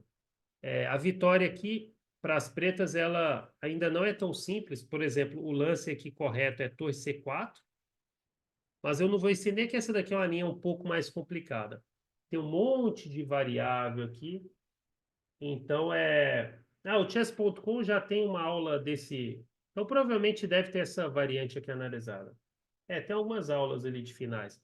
Então depois, quem quiser quebrar a cabeça como é que o preto ganha essa sequência, é só você montar o diagrama e vai ali experimentando com outro computador. O computador ele pode ser uma cobaia muito útil para estudar esses finais, né? Mas eu não vou me estender muito o que acontece aqui a partir do torre C4, mas é um final que ganha bem tranquilo aqui. Não é tão difícil, tem só.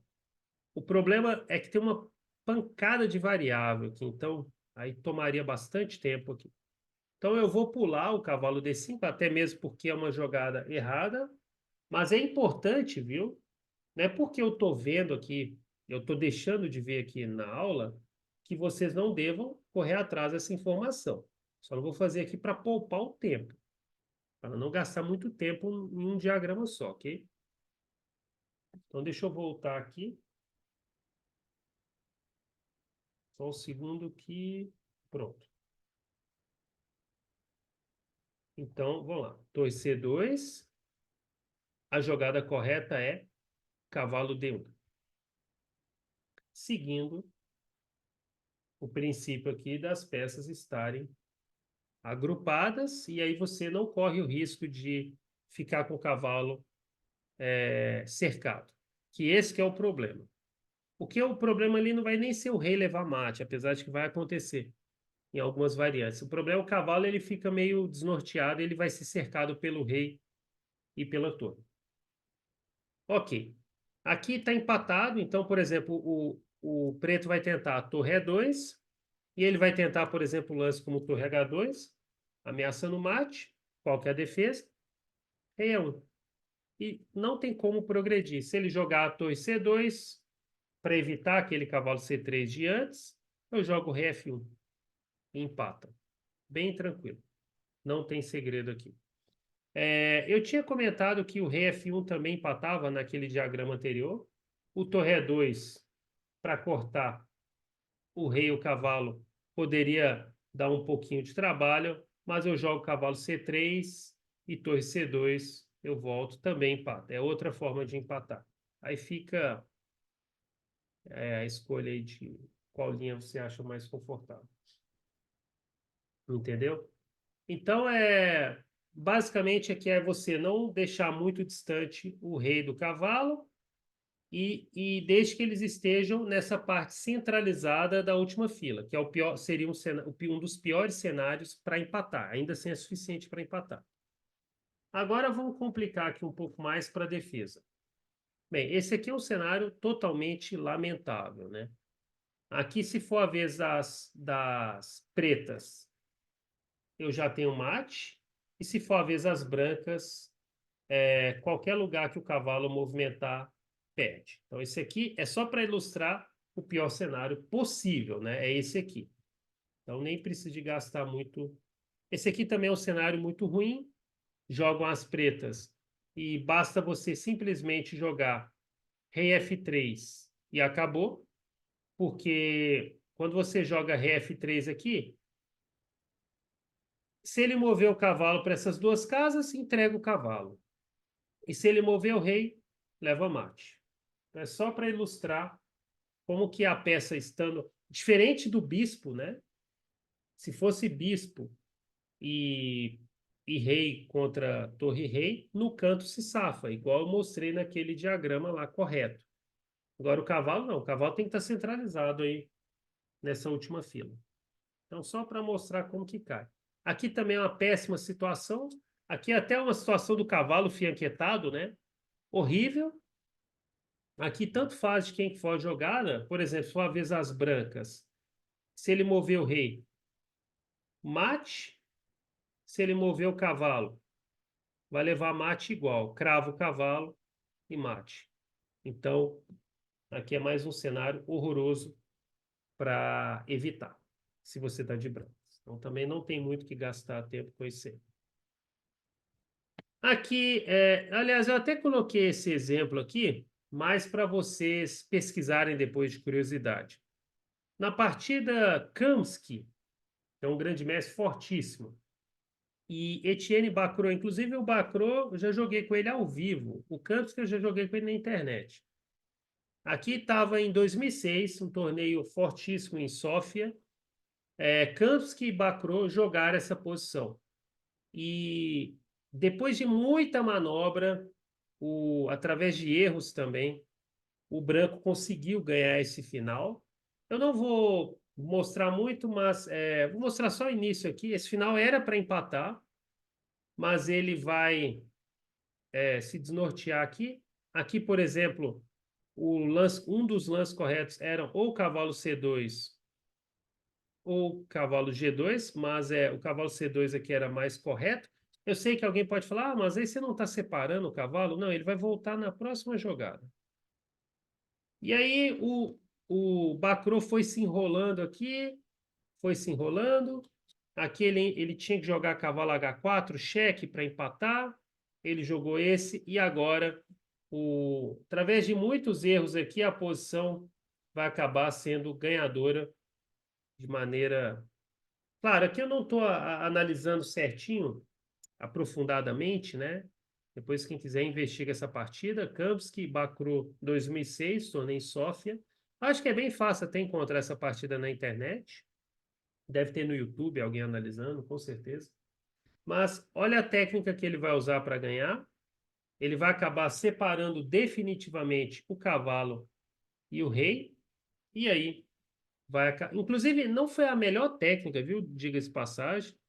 Teve alguns erros aqui na técnica das brancas para ver o quão difícil é esse final, mas acabou sendo o suficiente. Aí tinha ainda alguns recursos.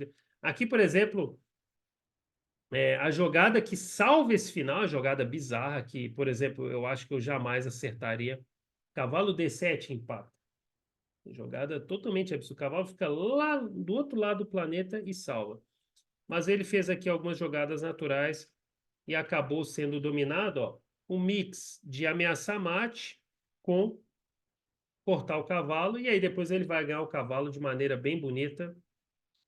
Olha como que o cavalo vai ficar sendo jogado para o escanteio, né? Olha as casas que o cavalo pode mover. Ó, ele vai ficando preso pouco a pouco, né? E o rei preto também, né? Então aqui a gente vê como que a dominação das peças é interessante, né? Aqui o cavalo separado do rei, ele fica totalmente refém, né?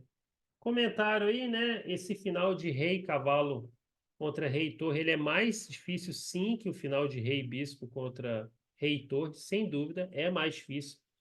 É mais difícil porque é mais fácil da torre fazer pegadinhas, entendeu? Mas enfim, aí jogou cavalo D2. Olha como que o cavalo vai ficando preso, né? Ó, vai cada vez encurtando mais o território, né? É bem bonito assim esse final, eu acho. Aí cheque. Agora o cavalo só tem uma casa, praticamente. Em A1 seria triste, né? Então, aí cheque descoberto. E olha como que vai restringindo. E aqui abandonou, porque não adianta jogar o cavalo em F7, porque eu cravo. Então ele abandonou para não sofrer isso aí. Então, eu sei, eu passei meio rápido aqui, mas só para mostrar, porque é um final complicado, viu? Depois que ele fica perdido aqui, nesse momento, ó, o Gata Cansos que nem fez as jogadas mais precisas, mas como o Bacro nesse final, que é um final um pouquinho complicado, sim, viu? E os dois erraram aqui nesse final. Então tinha chance de empatar, depois ficou perdido e ficou oscilando aí. Eu só quis mostrar a ideia geral, né? Vou até repassar aqui de novo, passei um pouco rápido, né? Aqui, cavalo H4 era o lance que empatava, mas aí vai chegar nesse cenário e aí o cavalo vai ficar sem comunicação com o rei. Inclusive aqui a jogada correta era rei E3, mas tudo bem. E aí, aqui cavalo D7 salvava, né? E olha como que ele vai cortar pouco a pouco, né? Combinando ameaça de mate e restringindo o cavalo, né? E aí o território do cavalo vai só reduzindo, como dá para a gente notar. Claro que a manobra não é das mais simples, viu? Aqui eu estou passando rápido, mas é só para entender pelo menos a filosofia desse final, entendeu? Pelo menos você saber que mais ou menos é assim que funciona se você erra a técnica. Um macete também nesse tipo de final. Não só nesse, mas nos anteriores aí que eu mostrei. Por exemplo, aqui a gente está vendo a teoria desse final, que não é dos mais simples, mas ele tem que ser estudado, que o confronto torre-cavalo, torre contra cavalo, ele dá base para outros finais, e para a gente entender como que a torre pode dominar o cavalo caso a defesa falhe, né? Mas aqui a gente está aprendendo a teoria, né? Pelo menos vendo ali um ou outro exemplo prático. Mas o jeito mais fácil é agora vamos imaginar que eu estou ensinando esse final para uma turma escolar já um pouco mais avançadinha. Qual que é o melhor jeito deles aprender, dessa turma aprender esse final? Faz um torneio. Olha que interessante. Você faz um torneio, não precisa ser um torneio muito sofisticado. Faz ali um torneio onde cada um vai jogar uma partida, pelo menos, de brancas e uma partida de pretas. E vão ver, ou então duas rodadas, né? Duas de brancas, duas de pretas, e vão ver quem faz mais ponto. As pretas têm que tentar empatar e o branco tem que tentar ganhar se o preto colaborar. Faz um torneio, coloca ali 5 minutos para cada um no relógio, em cada rodada, pronto. E deixa a meninada aí se matar nesse final aí. E depois, até uma sugestão que hoje em dia é muito fácil de aplicar, filma as partidas para depois poder estudar. Você vai lá, todo mundo hoje em dia tem um celular, vai ser um bom uso para o celular. Você deixa lá, cada dupla de alunos deixa o celular filmando, joga lá o blitz desse final, desse exato final, após ter aprendido a teoria. Claro que você pode manejar aí, monta essa posição, só que do outro lado do tabuleiro, só para dar uma dificultada, né? E aí pronto. quem fizer mais ponto aí significa que aprendeu melhor a técnica, né? Isso eu estou falando para o torre contra cavalo, mas claro que pode ser no torre contra bispo, de repente até naqueles finais de peões que eu mostrei, apesar de que aquilo ali já é bem mais básico, né? Então dá para começar, pode-se usar esse tipo de treino, entendeu? Na época que eu estava no xadrez escolar, esse tipo de treino eu fazia mais sozinho mesmo. Eu, jo- eu não sei, para quem já viu aquele filme Lance Inocente, sabe aquela parte que o menino fica jogando sozinho até de madrugada? Era mais ou menos isso o que eu fazia. Ficava jogando comigo mesmo, só que sem relógio, né? Então eu, por exemplo, eu estudava um final desse, né? Eu lembro, por exemplo, esse final foi um que me deixou um pouco intrigado na época, e lá no início do meu xadrez. E aí eu meio que ficava jogando comigo mesmo para as pretas tentarem salvar o final, né? E aí eu ficava lá meio que tentando de brancas pressionar, né? E às vezes eu fazia isso ou mentalmente, mas era mais difícil, claro, ou no tabuleiro mesmo. Eu ia lá jogando, mas o que será que o branco vai tentar aqui? Eu jogava comigo mesmo. Confesso que essa ferramenta é um pouco entediante. Você jogar com você mesmo, você sabe que o adversário está pensando. Então não é o ideal, mas era o que eu tinha, né? O ideal é, igual eu falei, é numa turma, né? Você fazer esse mini torneio numa situação teórica dessa. Aí é muito mais, coloca um prêmiozinho ali, né? Ganha uma caixa de bombom aí, sei lá. Entendeu? Então, o melhor jeito de aprofundar nesse tipo de técnica é dar uma praticada, viu? Não é só ficar na teoria, não. E claro, se der 50 lances, empatou, viu? 50 lances, 50 pares de lances e não deu mate, não ganhou o cavalo, empatou. Beleza? O chess clock pode ajudar nisso, exatamente. Qualquer outro. Tem que ter uma contagem das jogadas. Isso aí foi uma boa observação. Porque na hora de chegar nos 50, pata, viu? Beleza, vamos seguir aqui. Aí aqui eu vou mostrar brevemente a partida da Musichuk contra a Lei, a partida que eu comentei, que foi jogada ontem, dia 7 e que caiu nesse final. Eu vou mostrar já de cara no final, viu? Até quem quiser. Eu não vou mostrar a partida completa, viu?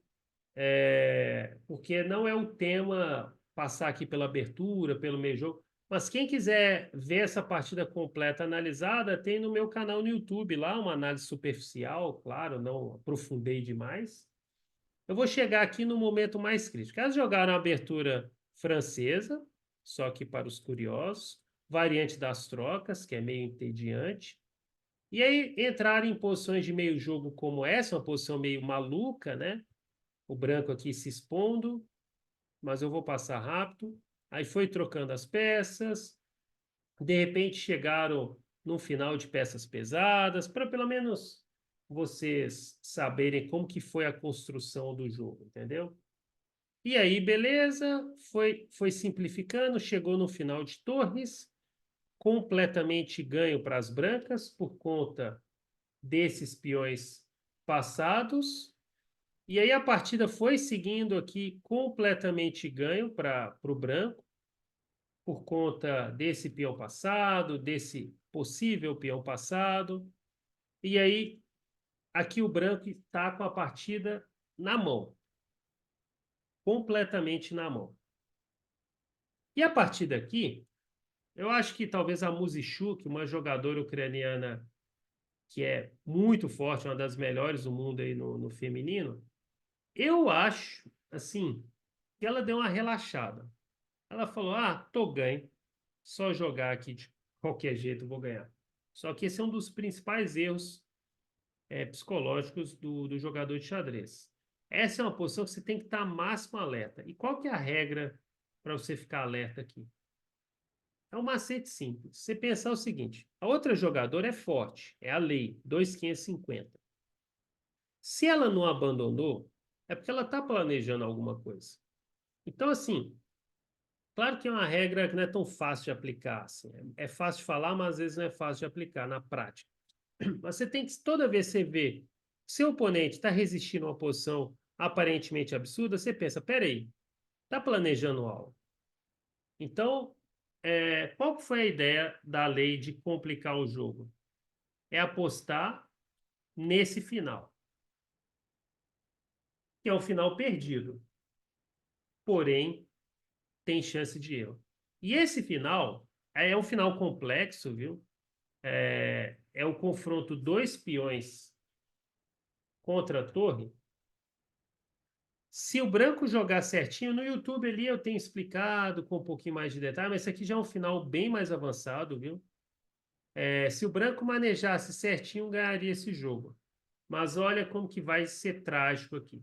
Aqui o lance que ganhava era ou torre G8 ou rei F7. Seria o caminho aqui. No vídeo no YouTube eu tenho explicando lá depois, quem quiser aprofundar nesse final. Esse lance já empata, mas o empate aqui ele ainda é bem curioso, porque é o seguinte, o drama desse final é se o branco com o rei e a torre consegue ou não parar esse peão, que é o peão perigoso. O de F6 aqui é irrelevante. Esse aqui não é o peão crítico. O peão crítico é esse, que ele está a 4 casas de coroar. E ter posicionado a torre dessa forma foi o erro decisivo aqui, que gerou o empate. E aí tomou o peão, e agora essa manobrinha não é suficiente para ganhar, porque depois de ré F3, olha que curioso. Se você fizer dama, se fizer torre ou se fizer bispo, tem mate.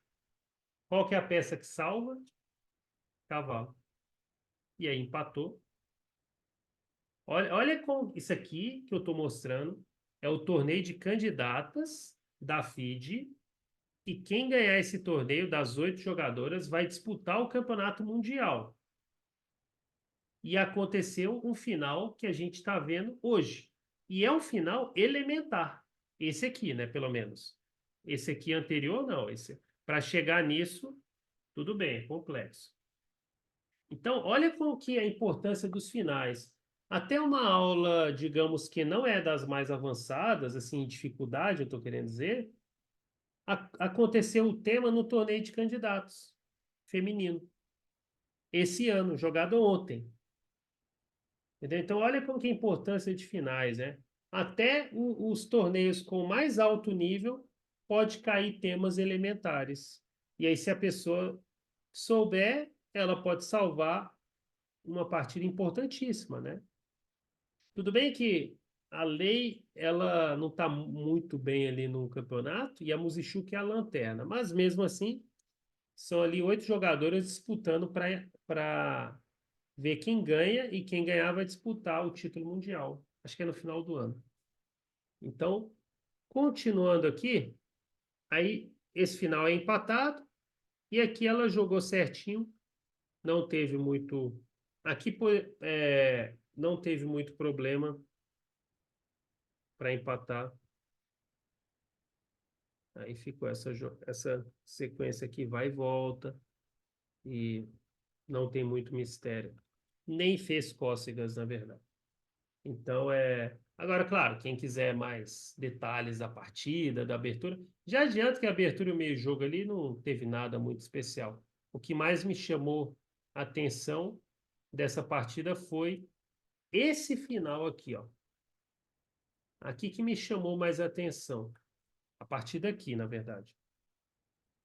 E a técnica de ganhar, a técnica ganhadora aqui não era simples, mas é bem instrutiva e é técnica de livro.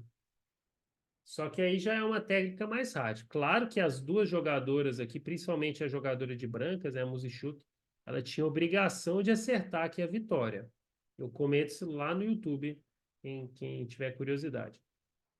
Eu até critiquei pesado a Musichuki, não sei se eu exagerei, porque pro nível dela, ela tinha que ganhar esse final de brancas. Então, foi meio que, sabe, tipo, você pegar um jogador de futebol da elite e errar um pênalti, errar um gol sem goleiro, vai. errar um gol sem goleiro. É a mesma coisa. Não, não faz sentido, sabe? Você fala, não, não dá.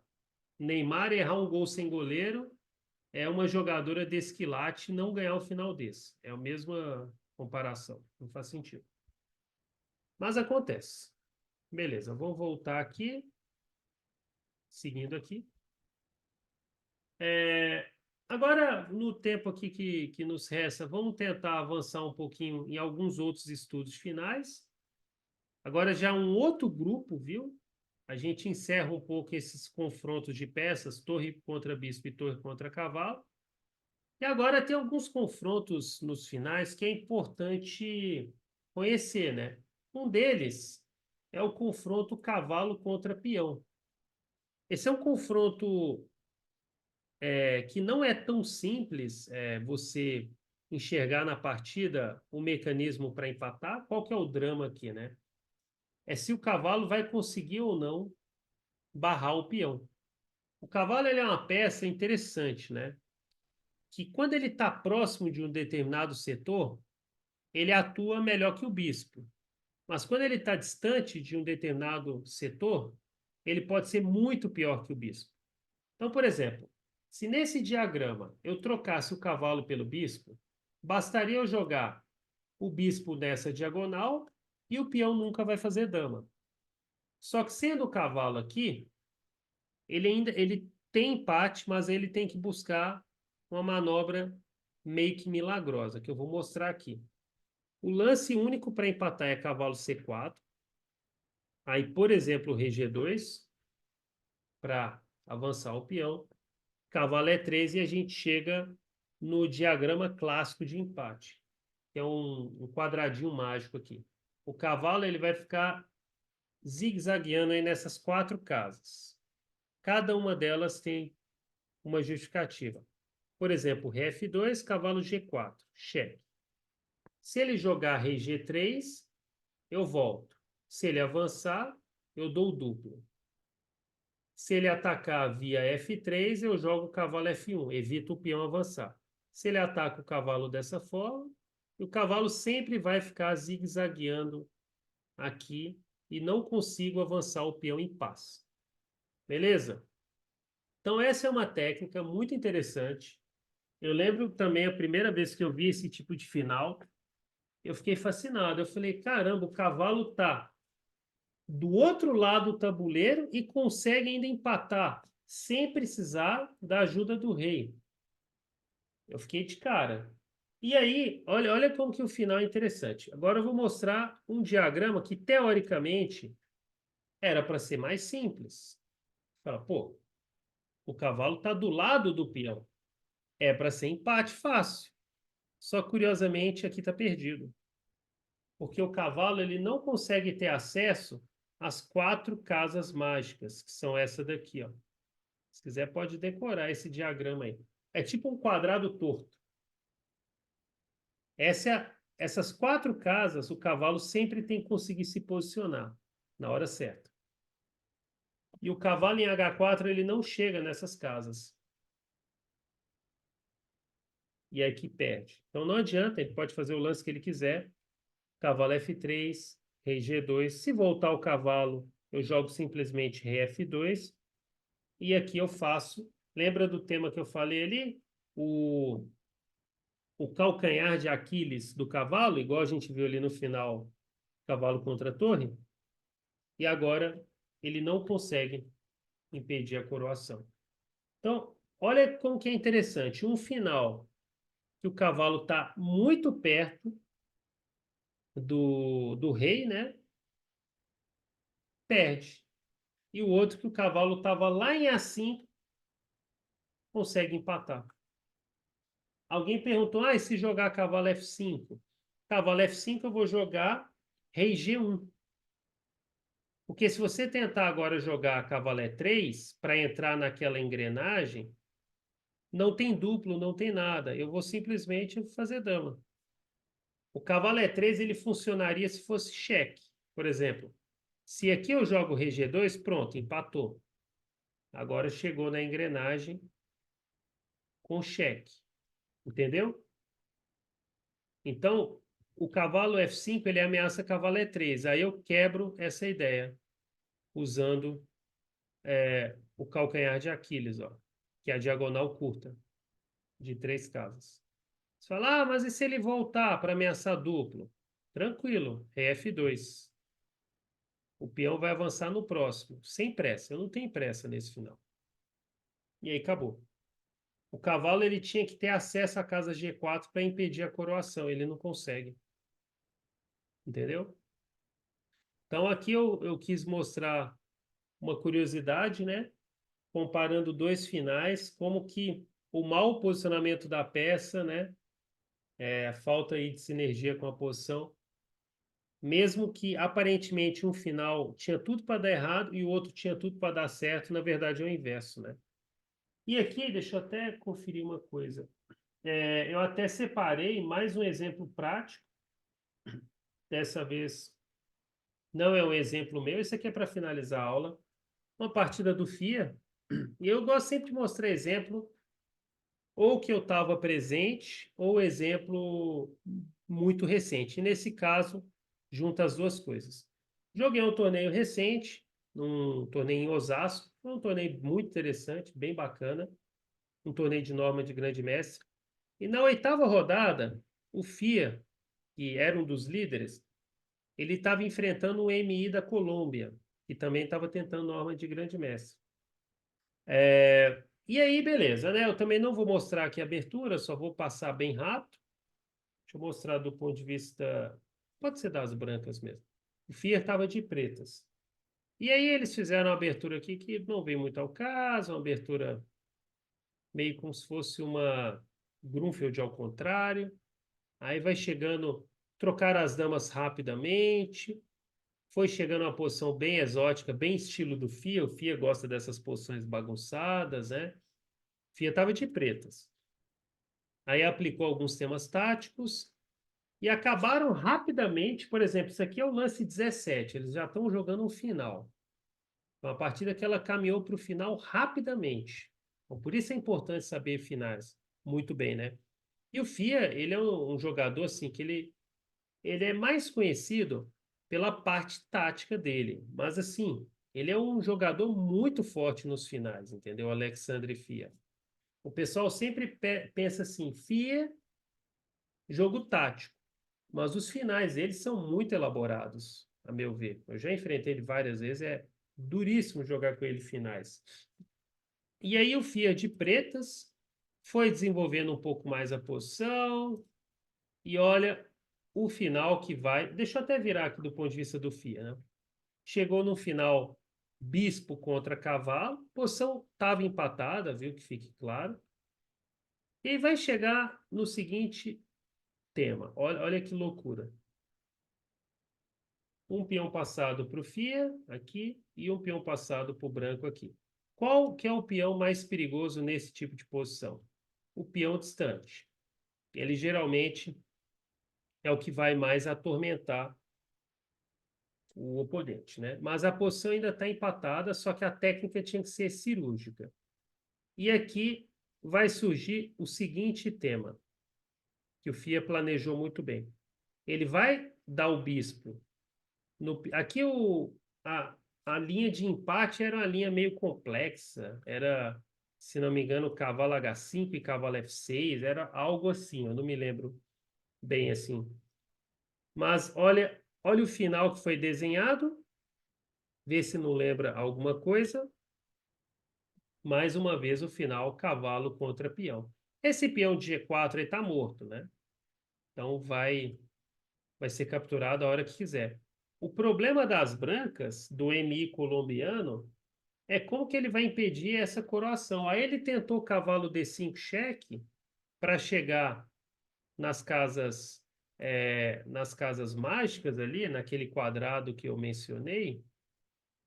Só que tem uma falha, o cavalo D5 não chega nessa casa. Qual que é a jogada que quebra isso aí? Rei B3, diagonal curta, de 3 casas. E agora o peão vai embora. O, o FIA jogou rei B3 e o oponente abandonou. Isso aqui foi uma partida que aconteceu, tipo, mês passado, dia 25/3. Então, uma partida recente. Então, eu mostrei aqui algumas técnicas. Uma parte simples, outra parte já não tão simples, mas, assim, são pilares dos finais, entendeu? E olha como que eles podem acontecer na prática. Eu peguei uma partida do FIA, que foi jogada aí mês passado, e uma partida do torneio de candidatas, entendeu? Olha como que os finais aí são bem críticos aí para dar a base do jogo desses jogadores, né? Pessoa para evoluir decentemente tem que saber técnica de final. Quanto mais repertório de finais, igual eu falei no início da aula, mais você começa a entender de verdade o jogo. Claro que tem que ter junto cálculo, estratégia, um pouquinho de abertura não mata ninguém também, né? Mas a técnica de finais ela tem que estar guardada aí num local bem especial do estudo, entendeu? De xadrez. Tranquilo? Então, é isso aí que eu tinha para dizer hoje. Deixa eu parar aqui vou compartilhar aqui a tela. E é isso aí. Falar um pouquinho aqui do parâmetro para a evolução do jogo, que é uma parte muito importante do estudo, são os finais. Então, hoje eu falei um pouquinho mais disso aí. Eu sempre, quem me acompanha mais ativamente no YouTube ou até mesmo no Instagram, sempre vê eu falando sobre finais, a importância de estudar finais no xadrez. Mas hoje aqui entrei um pouquinho mais a fundo em alguns temas aí. Uma parte simples, outra parte um pouquinho mais complexa, mas para demonstrar um pouquinho que isso é uma parte vital do jogo. Tranquilo? Então é isso aí que eu tinha para falar hoje. Beleza? Deixa eu então pausar aqui a gravação. Um segundo. Pronto.